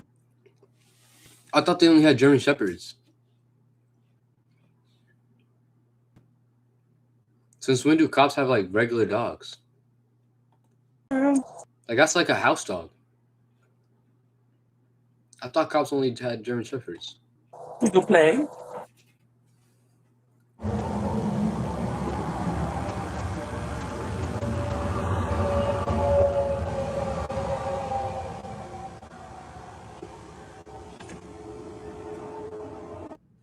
The worst freaking state to live in right now is Texas, and nobody's talking. While some dogs sit to signal a positive hit, other dogs are trained to freeze, just as it appears Jill does while searching the car. After letting Trooper Brown know it was a positive alert, Trooper Brown searches the contents of the trunk when he comes across a camel backpack. Uh-oh. Meanwhile, Stephen drops a bombshell on the trooper when he reveals just how much a lot of cash really means. You guys do this to everybody, or I just stopped out with you. Our job is to look for traffickers. I'm not saying you are. Or I'm a retired Marine. Yeah, like I said, I don't know. I was just called here to help out. Is it? I don't know. I almost got the same if I would put it down. I don't know. He's gonna find a large amount of cash in there. Is he? That's okay because I got my receipts in there too. So How much cash? a lot. And he said there's a large amount of cash in there. I already told him. Oh, did you? Okay, cool. But in the same bag, you're gonna find all my Bank of America and all my receipts. I don't trust banks, so I keep cash. Oh, do you? Okay. So I don't have anything to hide from you guys. I know it's not illegal to keep a large amount of cash either. So, Nope, not at all. How much cash you got? Probably about $100 grand. 100 grand. Oof. Have you ever been stopped before and had money taken from you, from the government? No. No. I know you guys. It's not illegal to have a large amount of cash either. No, not at all. Nothing's wrong with that. This is Reno, so we get people coming with a large amount of cash all the time to go gamble. And So I don't have a problem with you taking my cash because it is mine, and I do have proof that it's mine. Trooper Tumanoval shows an interest in the tire. All right. So far, seems chill. This guy doesn't seem like too worried. He seems pretty chill. In the trunk of Stephen's rental car. What's in the tire? Cracked rim. I'm getting it repaired over here. Are you? Yeah. You guys can cut that tire up and look inside if you want, but I would ask y'all reimbursement for that. Right. Oh yeah, the state would do, if we did it, if it came to that. We have items that we can check first before you get to that point. Whatever you need to do. Yeah. Trooper Brown makes a call to someone who, what's up, Hannah? Who, according to court documents, is DEA Murray. Hey, good. Hey, can you head out to a traffic stop? Or are you busy on that other stuff all day?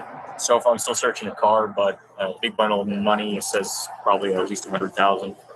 After telling Agent Murray their location, Trooper Brown continues to search the contents of the trunk. Hey, Brown. You just got Something to tell you about the y'all like real suspicious and on. That rim is cracked. You grab my phone, it's in the car. And you look at the last number I dialed, just hit redial. I won't even touch the phone.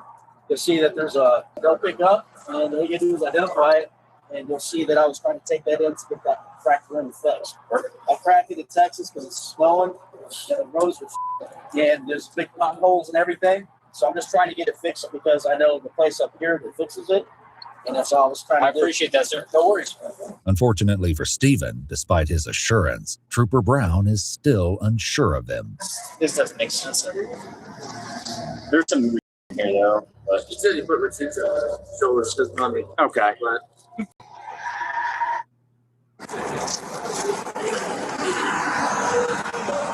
all right, man. So here's the deal. All right. I think you're a good guy. I don't know. I'm a good guy. Yeah. Oh, so how much cash is that? About 100 grand. 100 grand. Yeah. So, as you know, right, I'm a vet. He's a vet. You're a vet. It's not illegal to carry currency. That's currency. It does, though, make us ask some questions on why someone has 100,000. I can understand why you don't trust banks, especially in this day and age right now. Discipline and lots of savings. Is that? Discipline and lots of savings. So, with that being said, if you're willing to talk to me about it a little bit, I know you got a bunch of receipts in there. I just want to make sure that it is your currency, that it's not being used for nefarious activities, right? That it's not money laundering or something like that going on. That's the questions that are raised, that potentially money laundering or something like that. So that money right there is for my two daughters. Okay.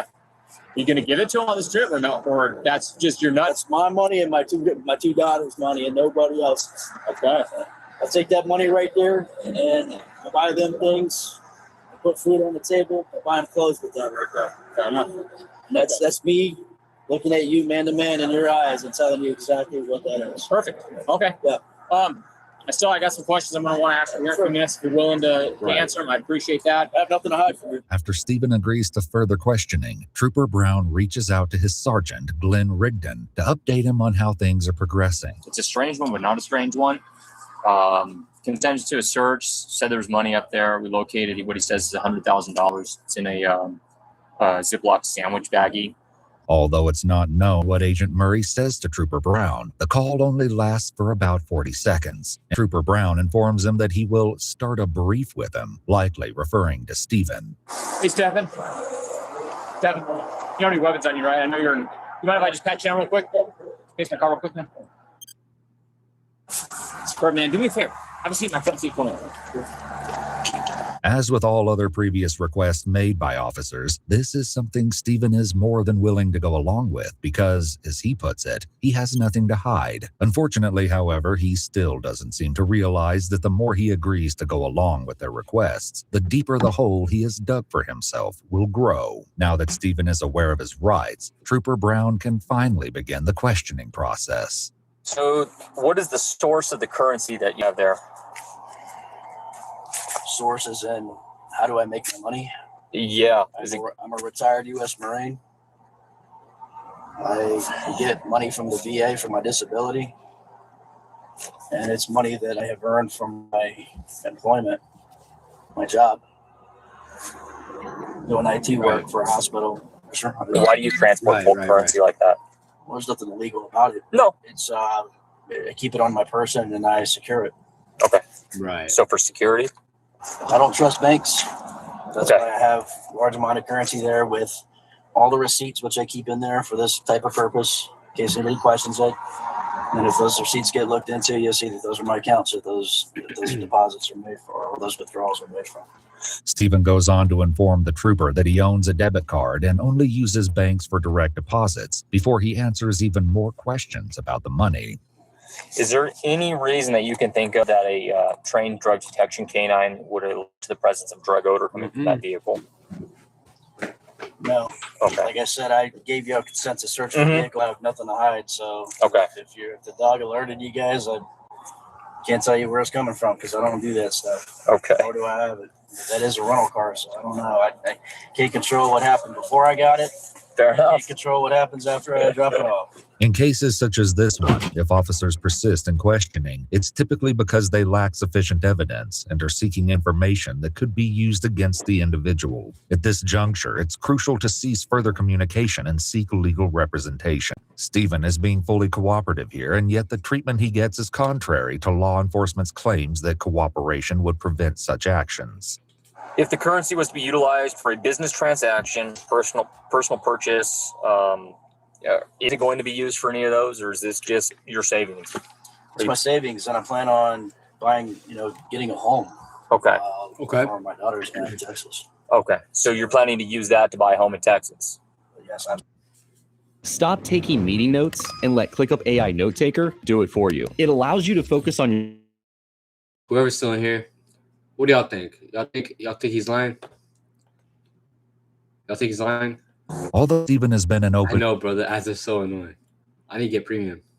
book throughout this entire Also, Kyle, bro, I appreciate you for sticking around, bro. Actually, for real. process, Trooper Tumanovow is keen to take Stephen's amenability a step further. So you said you're okay with us going with your phone? What do you want to go through my phone? What are you looking for? Just trying to verify everything's correct like you've been telling us. The only thing I'm authorizing you guys to do is make the last phone call I made just to verify that I was going to take that entire, and to get it fixed. Okay. But, I got personal pictures and stuff on there. I was looking for pictures and stuff. You know what I'm saying? I want both of your pictures if you're okay with that. Yeah. So I can look at everything else but your pictures? Yeah, that's fine? Okay. Despite any officer's demeanor or apparent friendliness, it's imperative that one refuses access to their cell phone in a given situation. What y'all think he got on there? What's in his camera roll?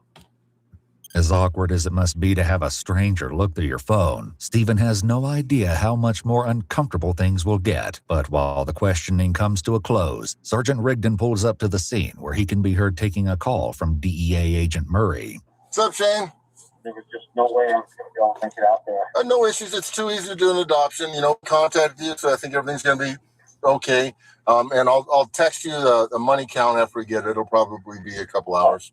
For those who are unaware, adoption refers to the process of property seizure by law enforcement agencies as permitted by the U.S. Department of Justice's Equitable Sharing Program. When an adoption takes place, the federal agency keeps 20% of the proceeds, whilst the remaining 80% kicks back to the state or local agency, which is, in this case, the Nevada Highway Patrol. So here's the money. He has a ton of receipts. He's in the military, he gets the VA money. He's what was in the moon for? Yeah. Yeah, that's the moon for backpack. You guys get pictures? I think Kristen, yeah. I'll put it on the car. We haven't done it. While processing this information, Sergeant Rigdon briefly examines a bag of MoneyGrams and what appears to be money orders. 1246. Having finished questioning Stephen, Trooper Brown asked Trooper Tumanovow to hang out with Stephen so he can share his findings with Sergeant Rigdon. And his balance is never. What do y'all think, chat? What do y'all think he has? Y'all think he's guilty?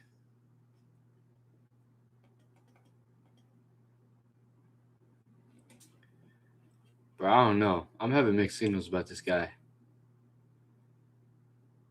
I feel like he's being overly cooperative. Like, yeah, you can check my car. Yeah, you can check my phone. Yeah, you can do this. Yeah, you can do that. He's telling everything about his background. I feel like he's just doing too much. Just answer the questions and be on your way. I feel like bringing up stuff like, I don't know. I think he might be guilty, bro. He's smuggling something. I just don't know what yet. Got low balances in there. These are like 2019. There's not a lot in there. Since the arrival of Sergeant Rigdon, Stephen appears slightly agitated, perhaps finally realizing just how out of control this situation has gotten. Despite his frustrations, Stephen still manages to keep his cool, unaware that Sergeant Rigdon is about to test his patience even further. Commander Athens? Play War Thunder now. Why are you saying that? Yeah, you come out often? Like, bro, You're potentially ruining his life right now. Come here often?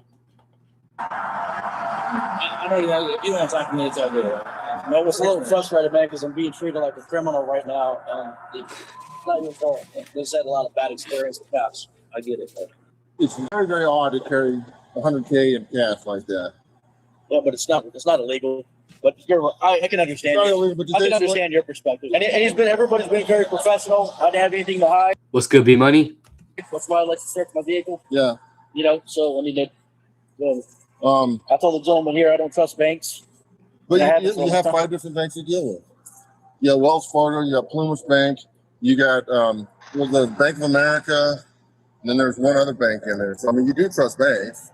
Well, no, I don't, because if you look at And my your direct deposit has to come to the bank too. I'm sure it does. It goes to Bank of America. But if you look at my banks, there's no money in it. That's why those receipts. That's why I keep them. So if you call the banks and you ask them, and I'll call them right now and ask, or I can show you what's in my bank account. Despite Stephen's conviction, he'll soon learn that no amount of reasoning will help him out of this situation. So why the distrust for the banking system? I just don't trust them. Yeah. That's just my reasoning. It's my personal thing. Oh, I'm not trying to convince you one way or the other. It's just it's not usual. I understand. And so we're looking for the unusual. And so That's not that unusual for people not to trust banks. with the currency and stuff, I mean, somebody ripped you off, or I mean, you look like you could take care of yourself in a fight, but you know, yeah, I wouldn't feel comfortable going around with cash. Well, I mean, I can understand where you're coming from. I mean, how long did it take you to accumulate that much? Oh God, I started saving since I was on the Marine Corps, 20 years. How come it's all hundreds? So I don't have to keep more. Oh.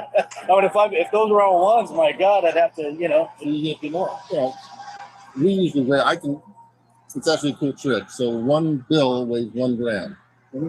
So if you weigh that and get the grams, and you multiply it by 100, you can tell by weight roughly what it is. Oh, that's cool. I didn't know that. So you can like weigh your money once you grow.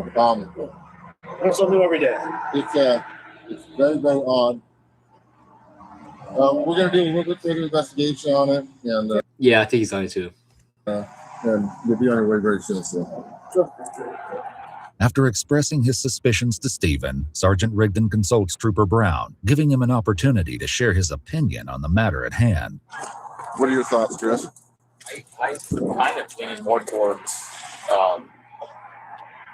it's odd, but it's odd, but it's not packaged like normal. No, and he's answering the questions. There's receipts here, and I would like to put the dog on the currency, man. Okay. Yeah, I mean everything lines, as odd as it is, everything lines up. But the travel story and stuff like that, man, I'm gonna get out my skill and agree with that. Sergeant Rigdon requests the assistant's second sniffer dog. This time, Trooper Brown uses his own dog to detect the bag of money. That's the same dog.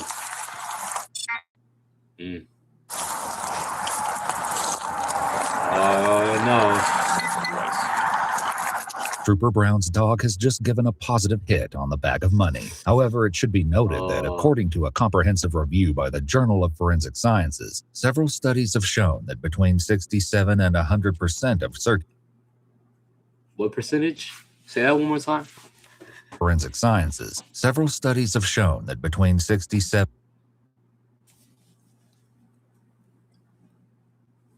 All right. and 100% of circulated U.S. currency is contaminated with cocaine. That a positive canine alert to U.S. currency is not sufficiently reliable to determine that currency was used in an illicit drug transaction. Positive alert. We'll go forward with it. Okay.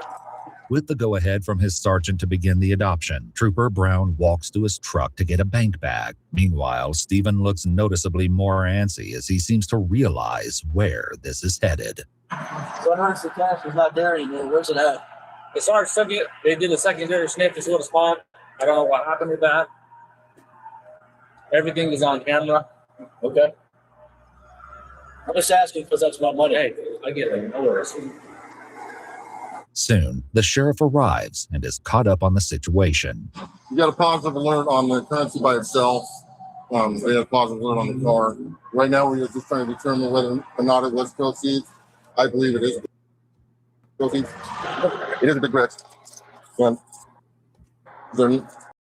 bills. He claims he's been saving it up over 20 years. I hit 20-year bills. No, those are all current bills. Okay, wait, no, that doesn't mean he recently got it. Like, it doesn't mean he didn't recently, like, maybe he had a bunch of 20s and a bunch of 50s. Maybe he just recently, in the past, like, 5 years, maybe, made them all hundreds. So, that's why he did it at the bank. He did all that with the bank. It's just. His travel plans are consistent with what we see with drug traffickers. So how much is in there? About 100,000. About 100,000. That money has not been saved up over 20 years. It's newer bills, so they're not 20-year-old bills. Yeah, No. it's not 100,000. Okay, well, I'm guessing. So that's my life savings. I've been saving since I went in the Marine Corps, which is in 2000. So that I've been saving for the last 20 years. Love it. What we're gonna do? I believe there's drug proceeds related to it. Drug proceeds? Yeah, it's very common. So we get people that are trafficking large quantities of marijuana from Northern California to all states. So bro went to his house and stole $100K and then drove off.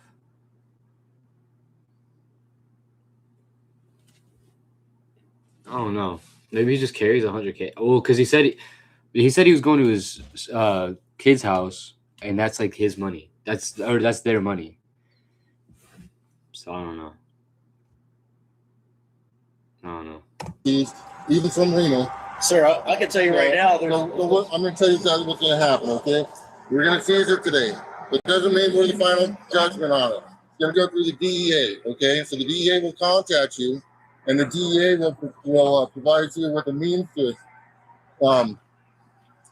fight it. You're going to have to provide your pay stubs. You're going to have to provide your other receipts, stuff like that. Oh, no, he sold drugs or something and got 100K over for bro. I don't know, though, bro. I don't know. I mean, yeah, he probably did. But this happens, though, for real. Like, people can save for 20 years. Like, bro, let's say this guy's guilty for sure, right? But I'm saying if this guy is telling the truth, like, this actually happens. Like, this could be someone's story that's actually innocent. That's what I'm trying to say. Okay. After receiving this distressing news, Stephen desperately tries to convince Sergeant Rigdon of his innocence one last time, not realizing that his mind has already been made up. So if you take that money, I don't have any money for me and my kids this weekend. I don't have anything. You got a wallet on? No. My jacket's in the car. Okay. I don't have anything. You don't have a wallet? Where do you keep your identifications? It's in my jacket. Okay. Yeah. I'm telling you, God is my witness. Now, I mean, I'm a retired Marine. I don't have any reason to do drugs or anything like that. That's my life savings right there for me and my daughters. I respect your service, sir. I serve as well. Okay. I have got cops doing stuff that they shouldn't be doing, and they go to jail for whatever they're doing. That's not me. So you're who you are doesn't influence whether or not we take action on what we see. Okay. Okay, listen though. Would you not be defensive? I'm not saying he's not guilty because we know he's guilty at this point, right? But I'm saying, would you not be defensive if you weren't guilty? Like, you're not gonna just be like, oh, guess my life is over. Like, no, you're gonna be panicking. You're like, bro, my life is over. I'm getting accused of this drug trafficking and stuff like that, whatever. I don't know how that stuff works. I'm pretty sure that's a big thing, right? You're smuggling drugs, right? That's a big charge. That's like a felony or a federal crime, right? I don't know how that works, but it's definitely not good. So I'm just saying he's gonna be defensive because he's going to prison. Earned income. You're going to be able to provide those pay stubs. and they'll give you all your money back. But I believe it's drug proceeds. It's not drug proceeds, sir. I'm telling you right now, it's not. I don't do drugs here. You want to do a drug test today? Let's do a drug test. You're right. I'm okay.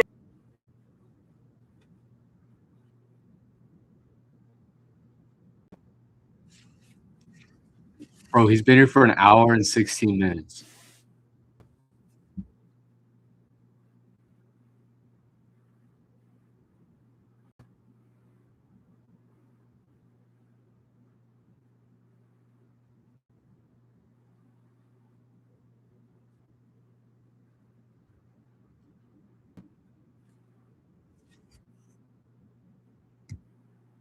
What happened? The video's not on screen. This is what happened last time, too. Hold on. My face cam but zoomed? Hold on. Let's see. Hold on, chat. Give me a second. Bear with me. Maybe it's keep on. I haven't clicked anything yet. K mentality, bro. You just got here at the wrong time. You good, though. Hold on. Let me see.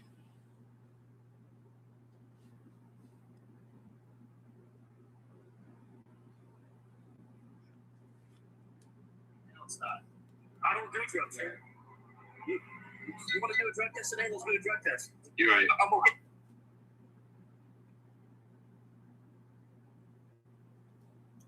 Hold on. Okay.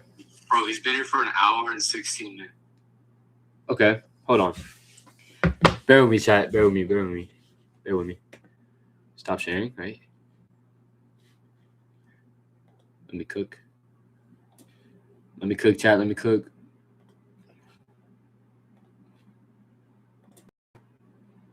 Are we back?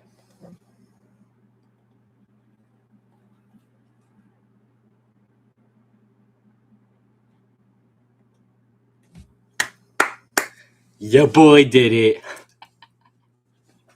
Your boy did it. Lock in. Let's see some W's in the chat right now. Right freaking now. I'd like to take a picture of it. That is not a W. That's an A. Yo, I can't, bro. I can't. As his reality comes crashing down, Stephen, while still remaining respectful, becomes more firm. A development which appears to take the sergeant aback slightly. Do you mind if I take a video of it being still? I'd like to do that. I think, you know what, on video right now, and we'll give you the case number, and you can request that information. You can request the entire recording and its entire stop. Okay. Everything that we did, so. Okay, yeah. Hey, also, I forgot. K mentality, bro. What's good? Welcome back. We are now desktop streaming. What that means? Brennan Core content. So lock in. And I've been totally cooperative with you guys. I appreciate that, sir. There's a receipt down there on the ground. I believe that's fine. Hey, chat, fill in on what's going on. Hey, Dave, can you pick up that piece of paper?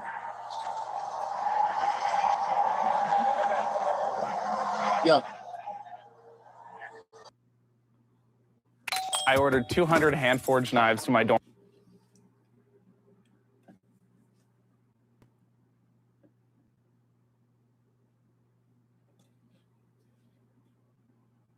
Throughout this incident, Stephen was under no obligation to answer all of their questions. It's evident that his willingness to... You need a job, bro? Yo, are you talking to me? He's nervous because I think he did something bad. Nah, he definitely, yeah. He got that money from a drug guy. But, like, it's also, I don't know, bro. This whole situation is kind of weird. Cooperate was being exploited, and instead of acknowledging his innocence, the officers attempted to utilize his responses as a pretext to seek justification for seeking the cash. As Stephen is left with no choice but to come to terms with what happened, Trooper Brown has been busy bagging up his life savings. But before he's sent on his way, Stephen has some parting words for Trooper Brown. Just want to let you know, I know you're just doing your job. Money that I have in my jacket is only $2. For my kids, my hotel. We're going to eat that in Texas. Got no way riding for my children. Get back to Texas. I know you're just doing what you feel is best, but Like you know, my sergeant. It sounded like my sergeant talked to you about that a little bit. Told you what was going on and those lines. So I just wanted to tell you, Officer Brown. I mean, you're taking money out of my kids' mouths.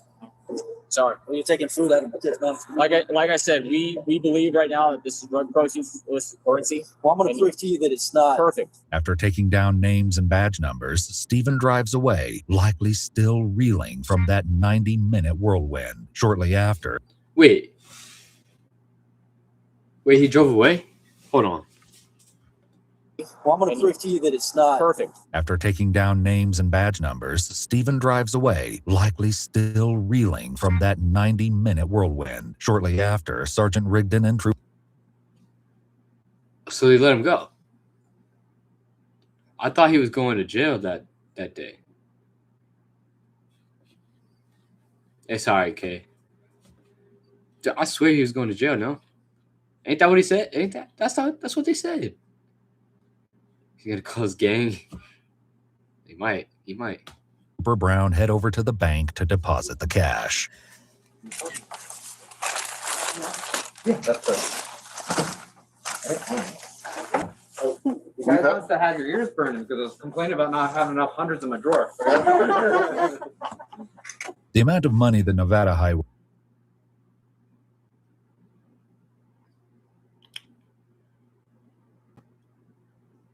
So he's about to steal the money? He said he's...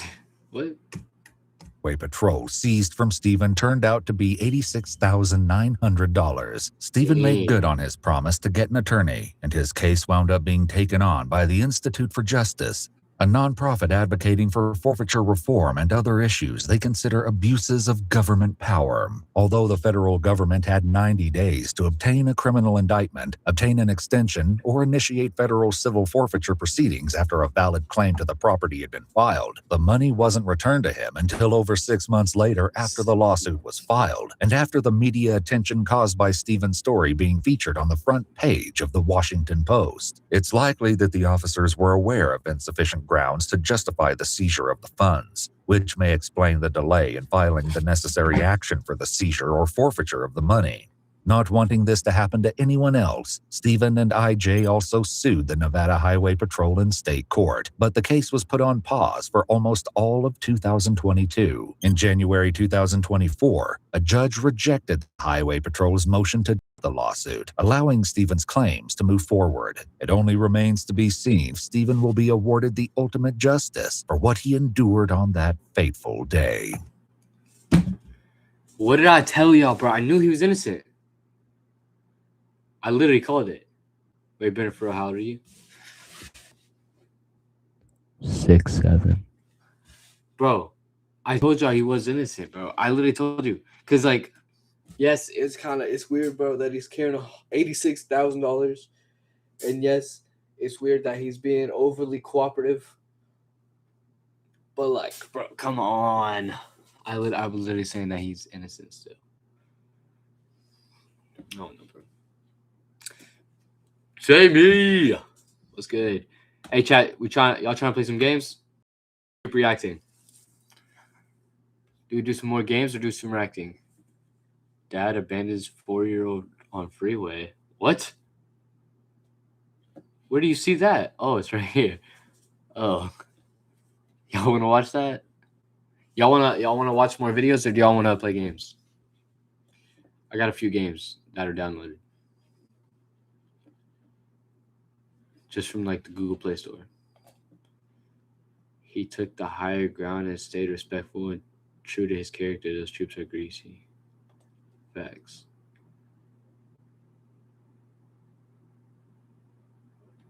He was probably the most truthful and patient person I've watched. Watching him be treated. Yeah, you're right. What games do you have?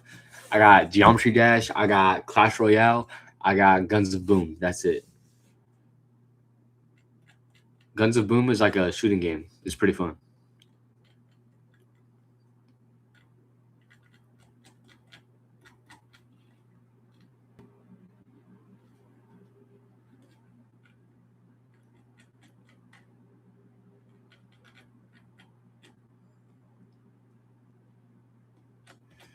But yeah, chat.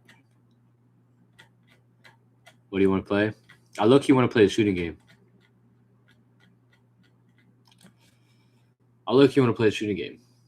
Let's do it. All right, stop sharing. Let me know, chat. Are we full screen? If we're full screen, let me know.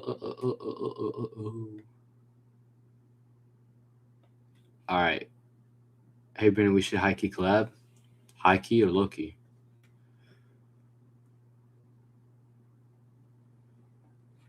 All right, hold on.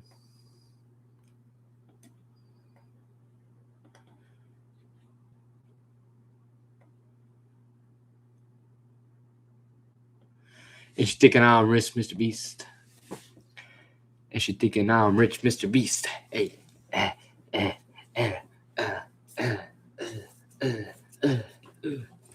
My fault. Chat, make sure if you haven't liked up the stream yet, please like up the stream. Okay, we're loading up the game. Sounds like my PC is about to blow up. My PC sounds like it's about to blow up. I don't know if you can hear yet.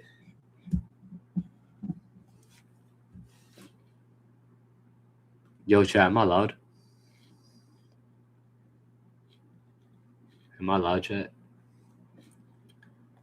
I just turned up my mic. Let me know if just liked. Hey, appreciate it. Gangaroony. All right, good.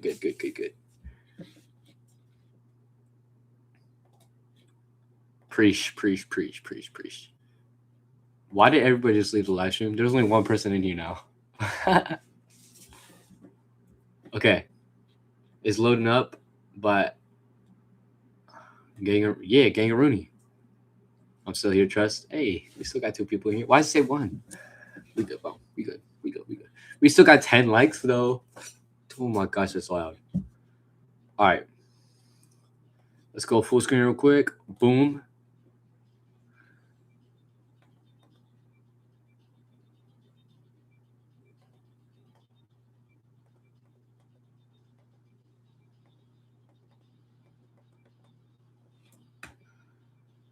Hold on.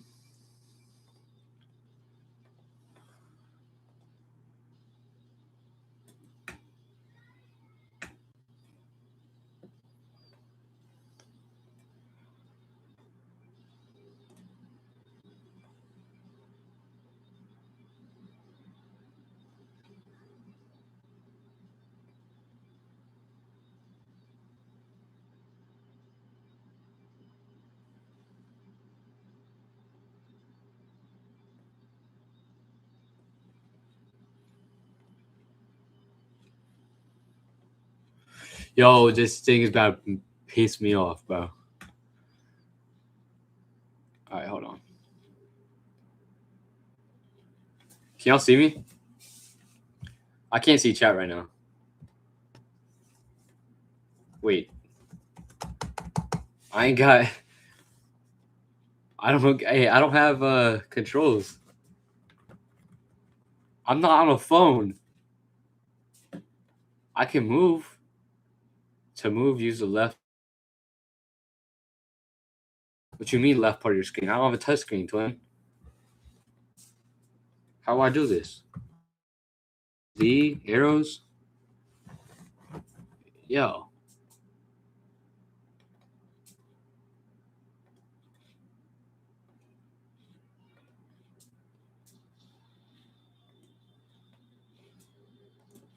All right, guys. Well, I guess we are not playing this. How do I? Hold on. Yeah, so we're not gonna play that. Holy glitch. I know. My fault, chat.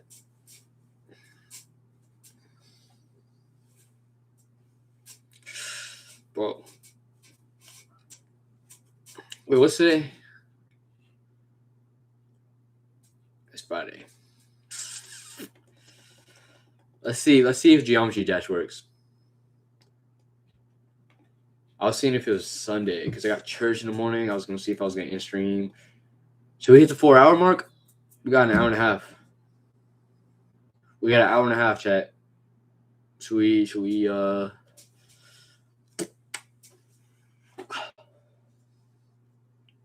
do we keep my phone's at 23%? Then charge it, dingus. You should check the message I sent you.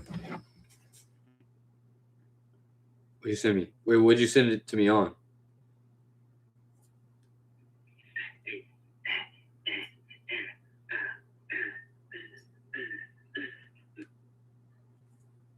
Rich Mr. Beast.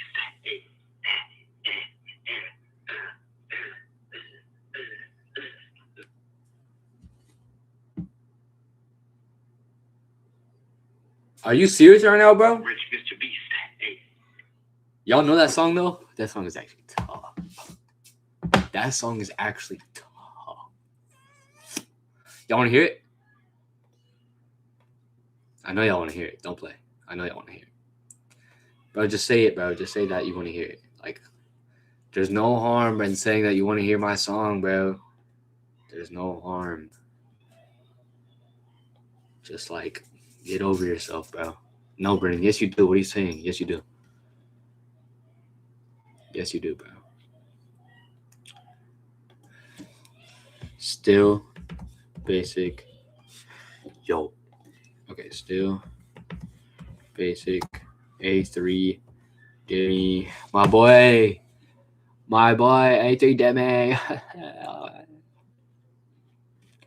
Wait, chat, can y'all hear it?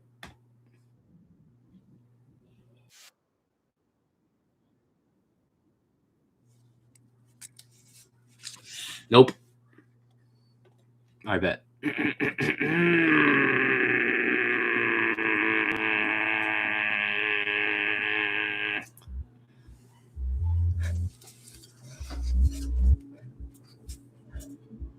Y'all hear it? It's coming up. She just keep it right. Numbers in her mind. What we doing tonight? Or what we doing no more? I need some proof and verification. You got all of this, but you still basic. You still basic for no reason. You still basic for no reason. Don't know what you making. Is it your creation? Gotta be so real to me. I don't need no faking. New crib from the moon next week. Walk car, come slide with the east. To the hoe from the west to the east. What you thinking I'm rich, Mr. Beast? Is me moving like you know Mufasa? Shawty freak, you wanna see helicopter. Shawty must never been with a rapper. Cause nobody had treated like this before. She just keep it right. Numbers in her mind. What we doing tonight? Or what we doing no more? It's good, bro. Yes, the bass is hard, bro. But come on, y'all know that's tough. Y'all know that's tough, bro. Don't play with me. Can y'all still hear it, though? Hold on. Did I close it out? No. Can y'all still hear it now?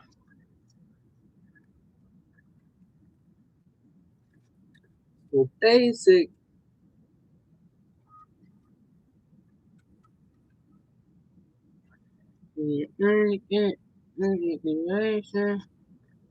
So good. I don't care if y'all can't hear it. This song is tough. A lot of glazing. It's the beast. Never been with a rapper. Cause nobody had treated like this before. To the east, what you thinking I'm rich, Mr. Beast? Is me moving like you know Mufasa? Shawty freak, you wanna see helicopter. Shawty must never been with a rapper. Cause nobody had treated like this before. She just keep it right. Bro, y'all can't tell me that's not tough, bro. Y'all can't tell me that's not tough, bro. Hold on, I'm low-key looking good, bro. Hold on.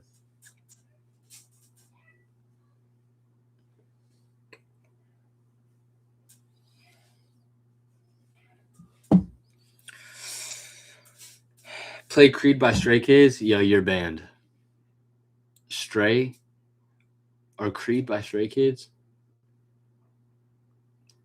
Are you serious right now, bro? I'm not playing no Stray Kids song on my stream, bro. Absolutely not. Yo, you got me messed up, bro. Stray Kids. Holy cornball.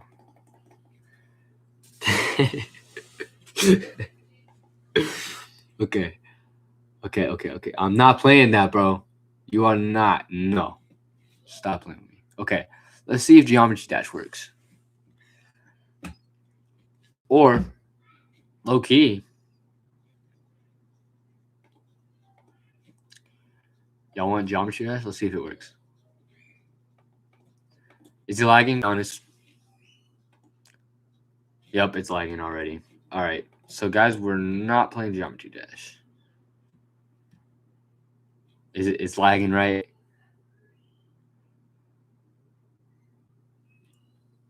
Is it lagging?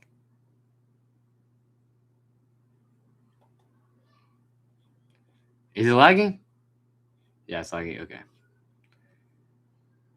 All right. So we're not gonna play a game. Actually, it could be. I could do one on Google. Google Games. Let's try Geometry Dash.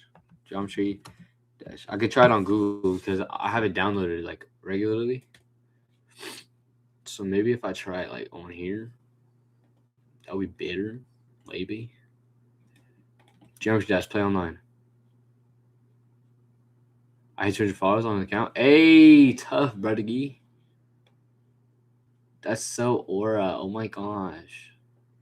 That's so tough, bro. Oh, that site isn't secure.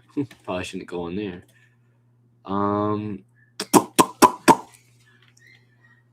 CC has a CapCut. Oh, on CapCut? That's still good though. I got 0 followers on CapCut.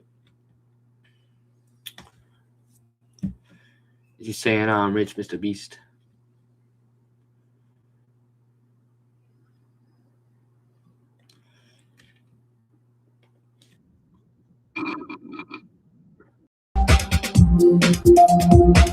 What's that? Is it working?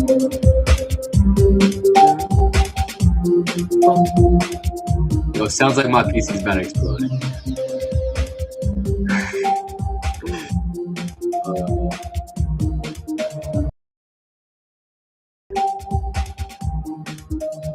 I don't go full screen. Uh-oh. I'll go full screen.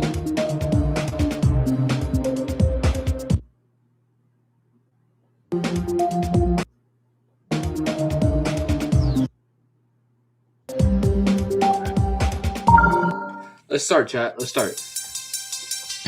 Okay.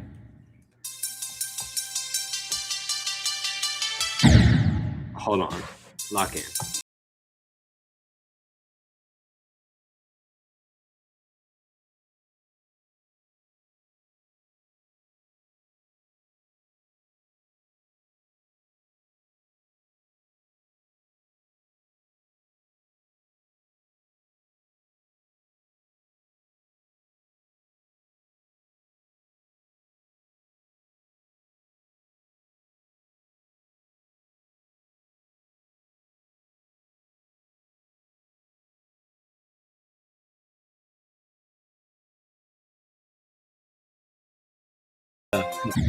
Dang it!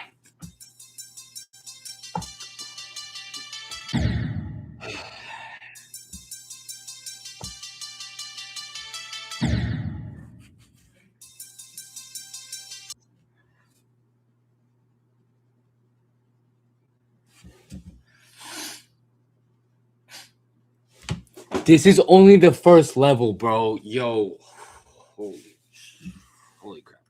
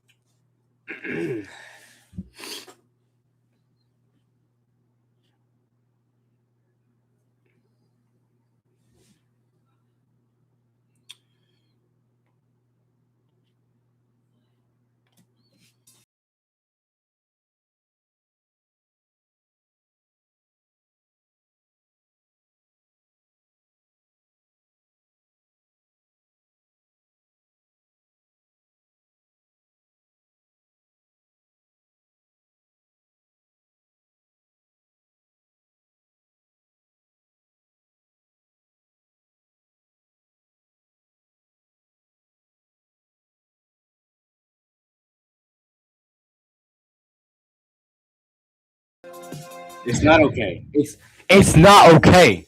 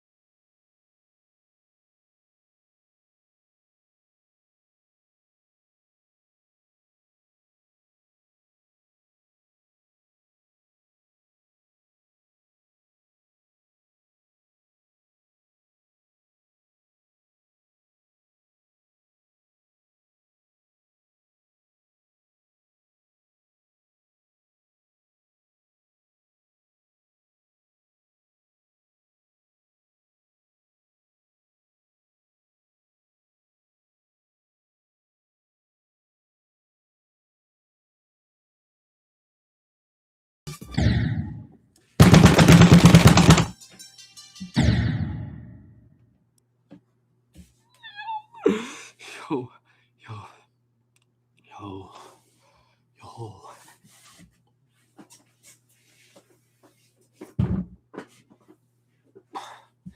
Yo, bro.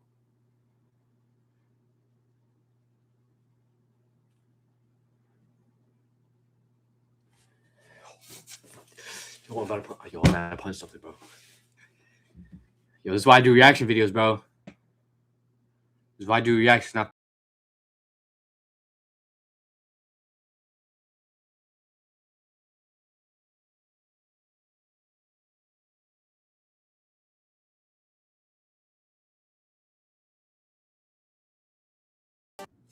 turn that music down, boy.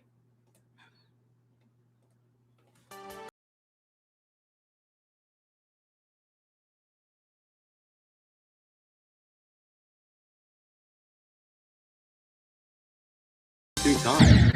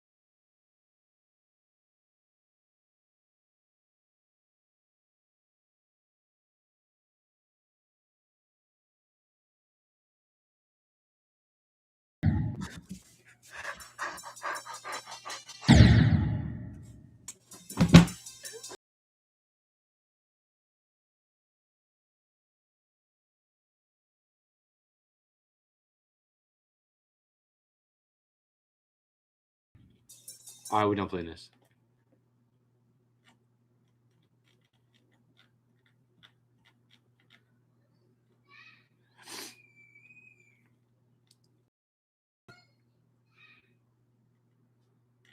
Kyle.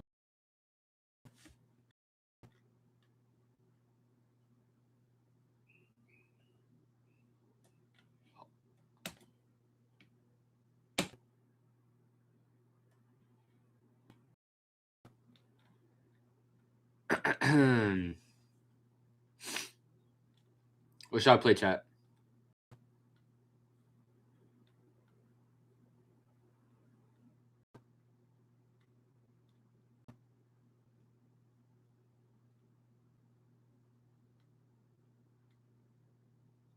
Screaming? Who's screaming?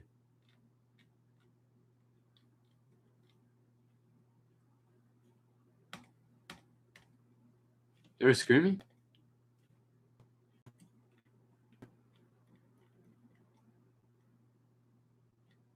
Play a horror game? All right, hold on.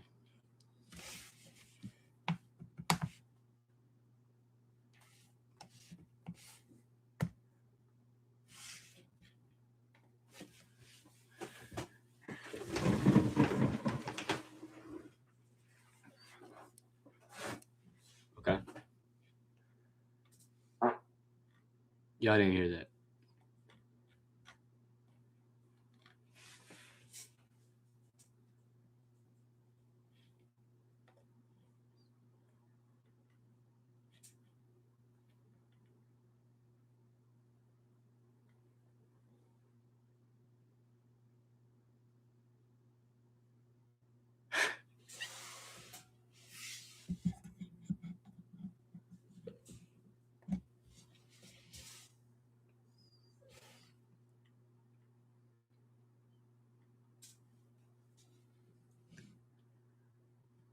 Yo, bro, chill out on me, man.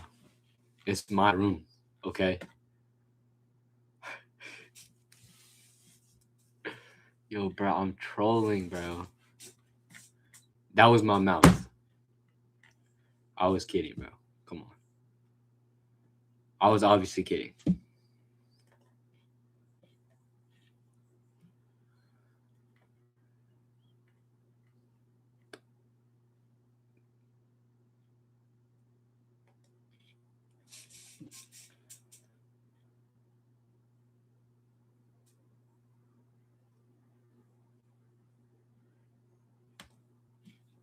Let's play this. Y'all want to play this? Oh, we didn't even see.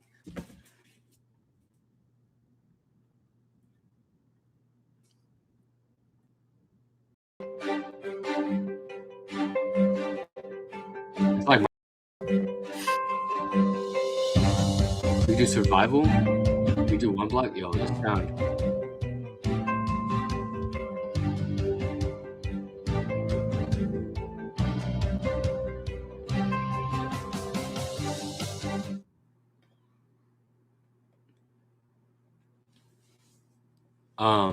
What y'all want to play, chat? All right, I'm gonna go see you. All right, Kyle, bro, see you.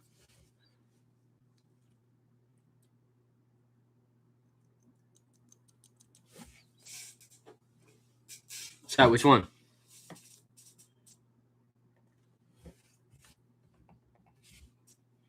What the?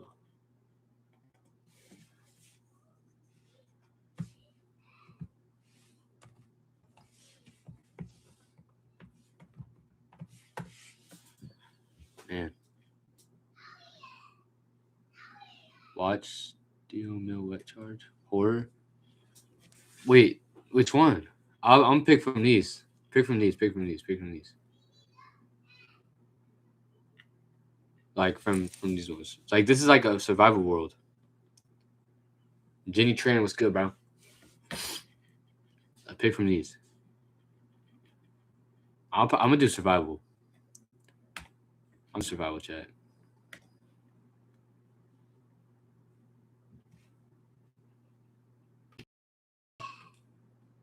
You just told me I suck at games. Don't play with me. Watch me. Watch me right now.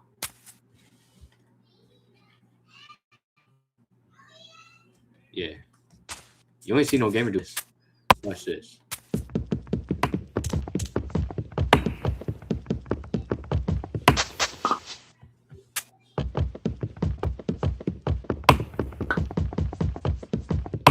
If I die, we gotta collab.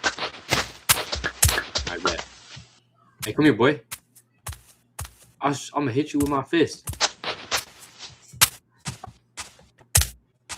Come here, boy.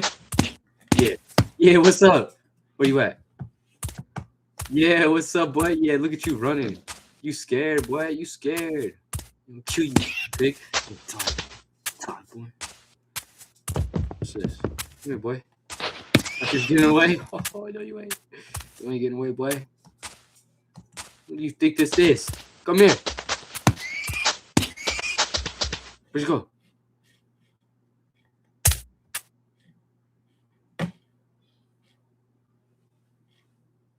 Where'd he go?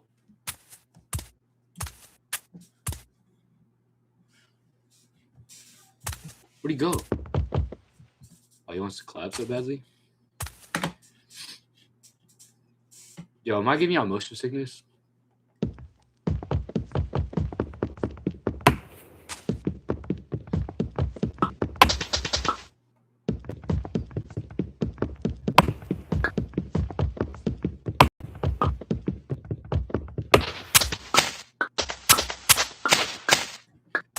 Somebody got beef in the chat.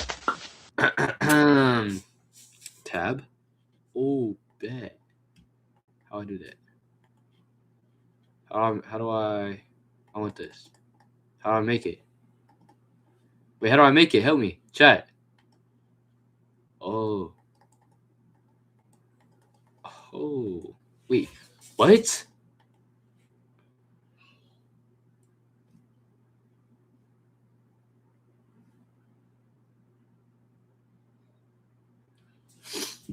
Chat, I need help. Bro, stop arguing. I need help. Yo, you better not kill me. You better not kill me. How do I do this, bro? I need help.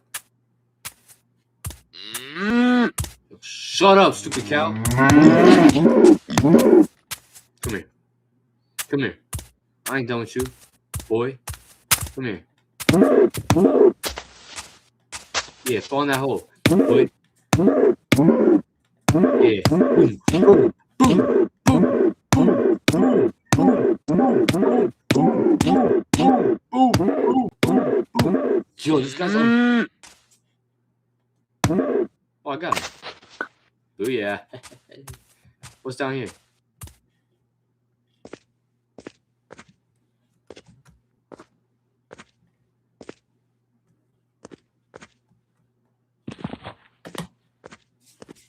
Wait, am I stuck down here? How do I?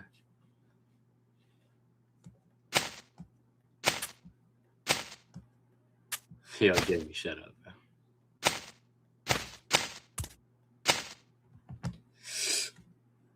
Oh, man.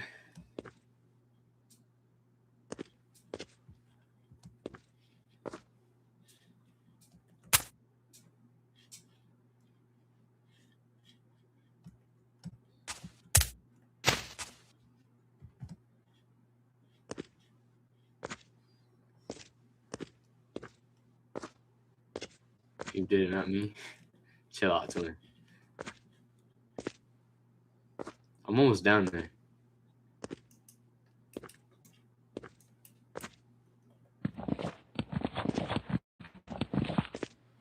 Yo, this game sucks, bro.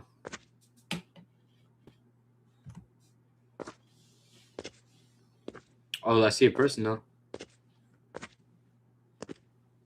I see a person. Yo, what's good, bro? Yo, bro, what's good? Oh, my bad. My bad. My fault, bro. I didn't mean to. You good, bro?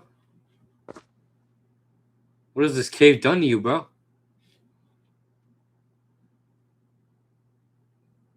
Oh, man. You can't get out of here, too?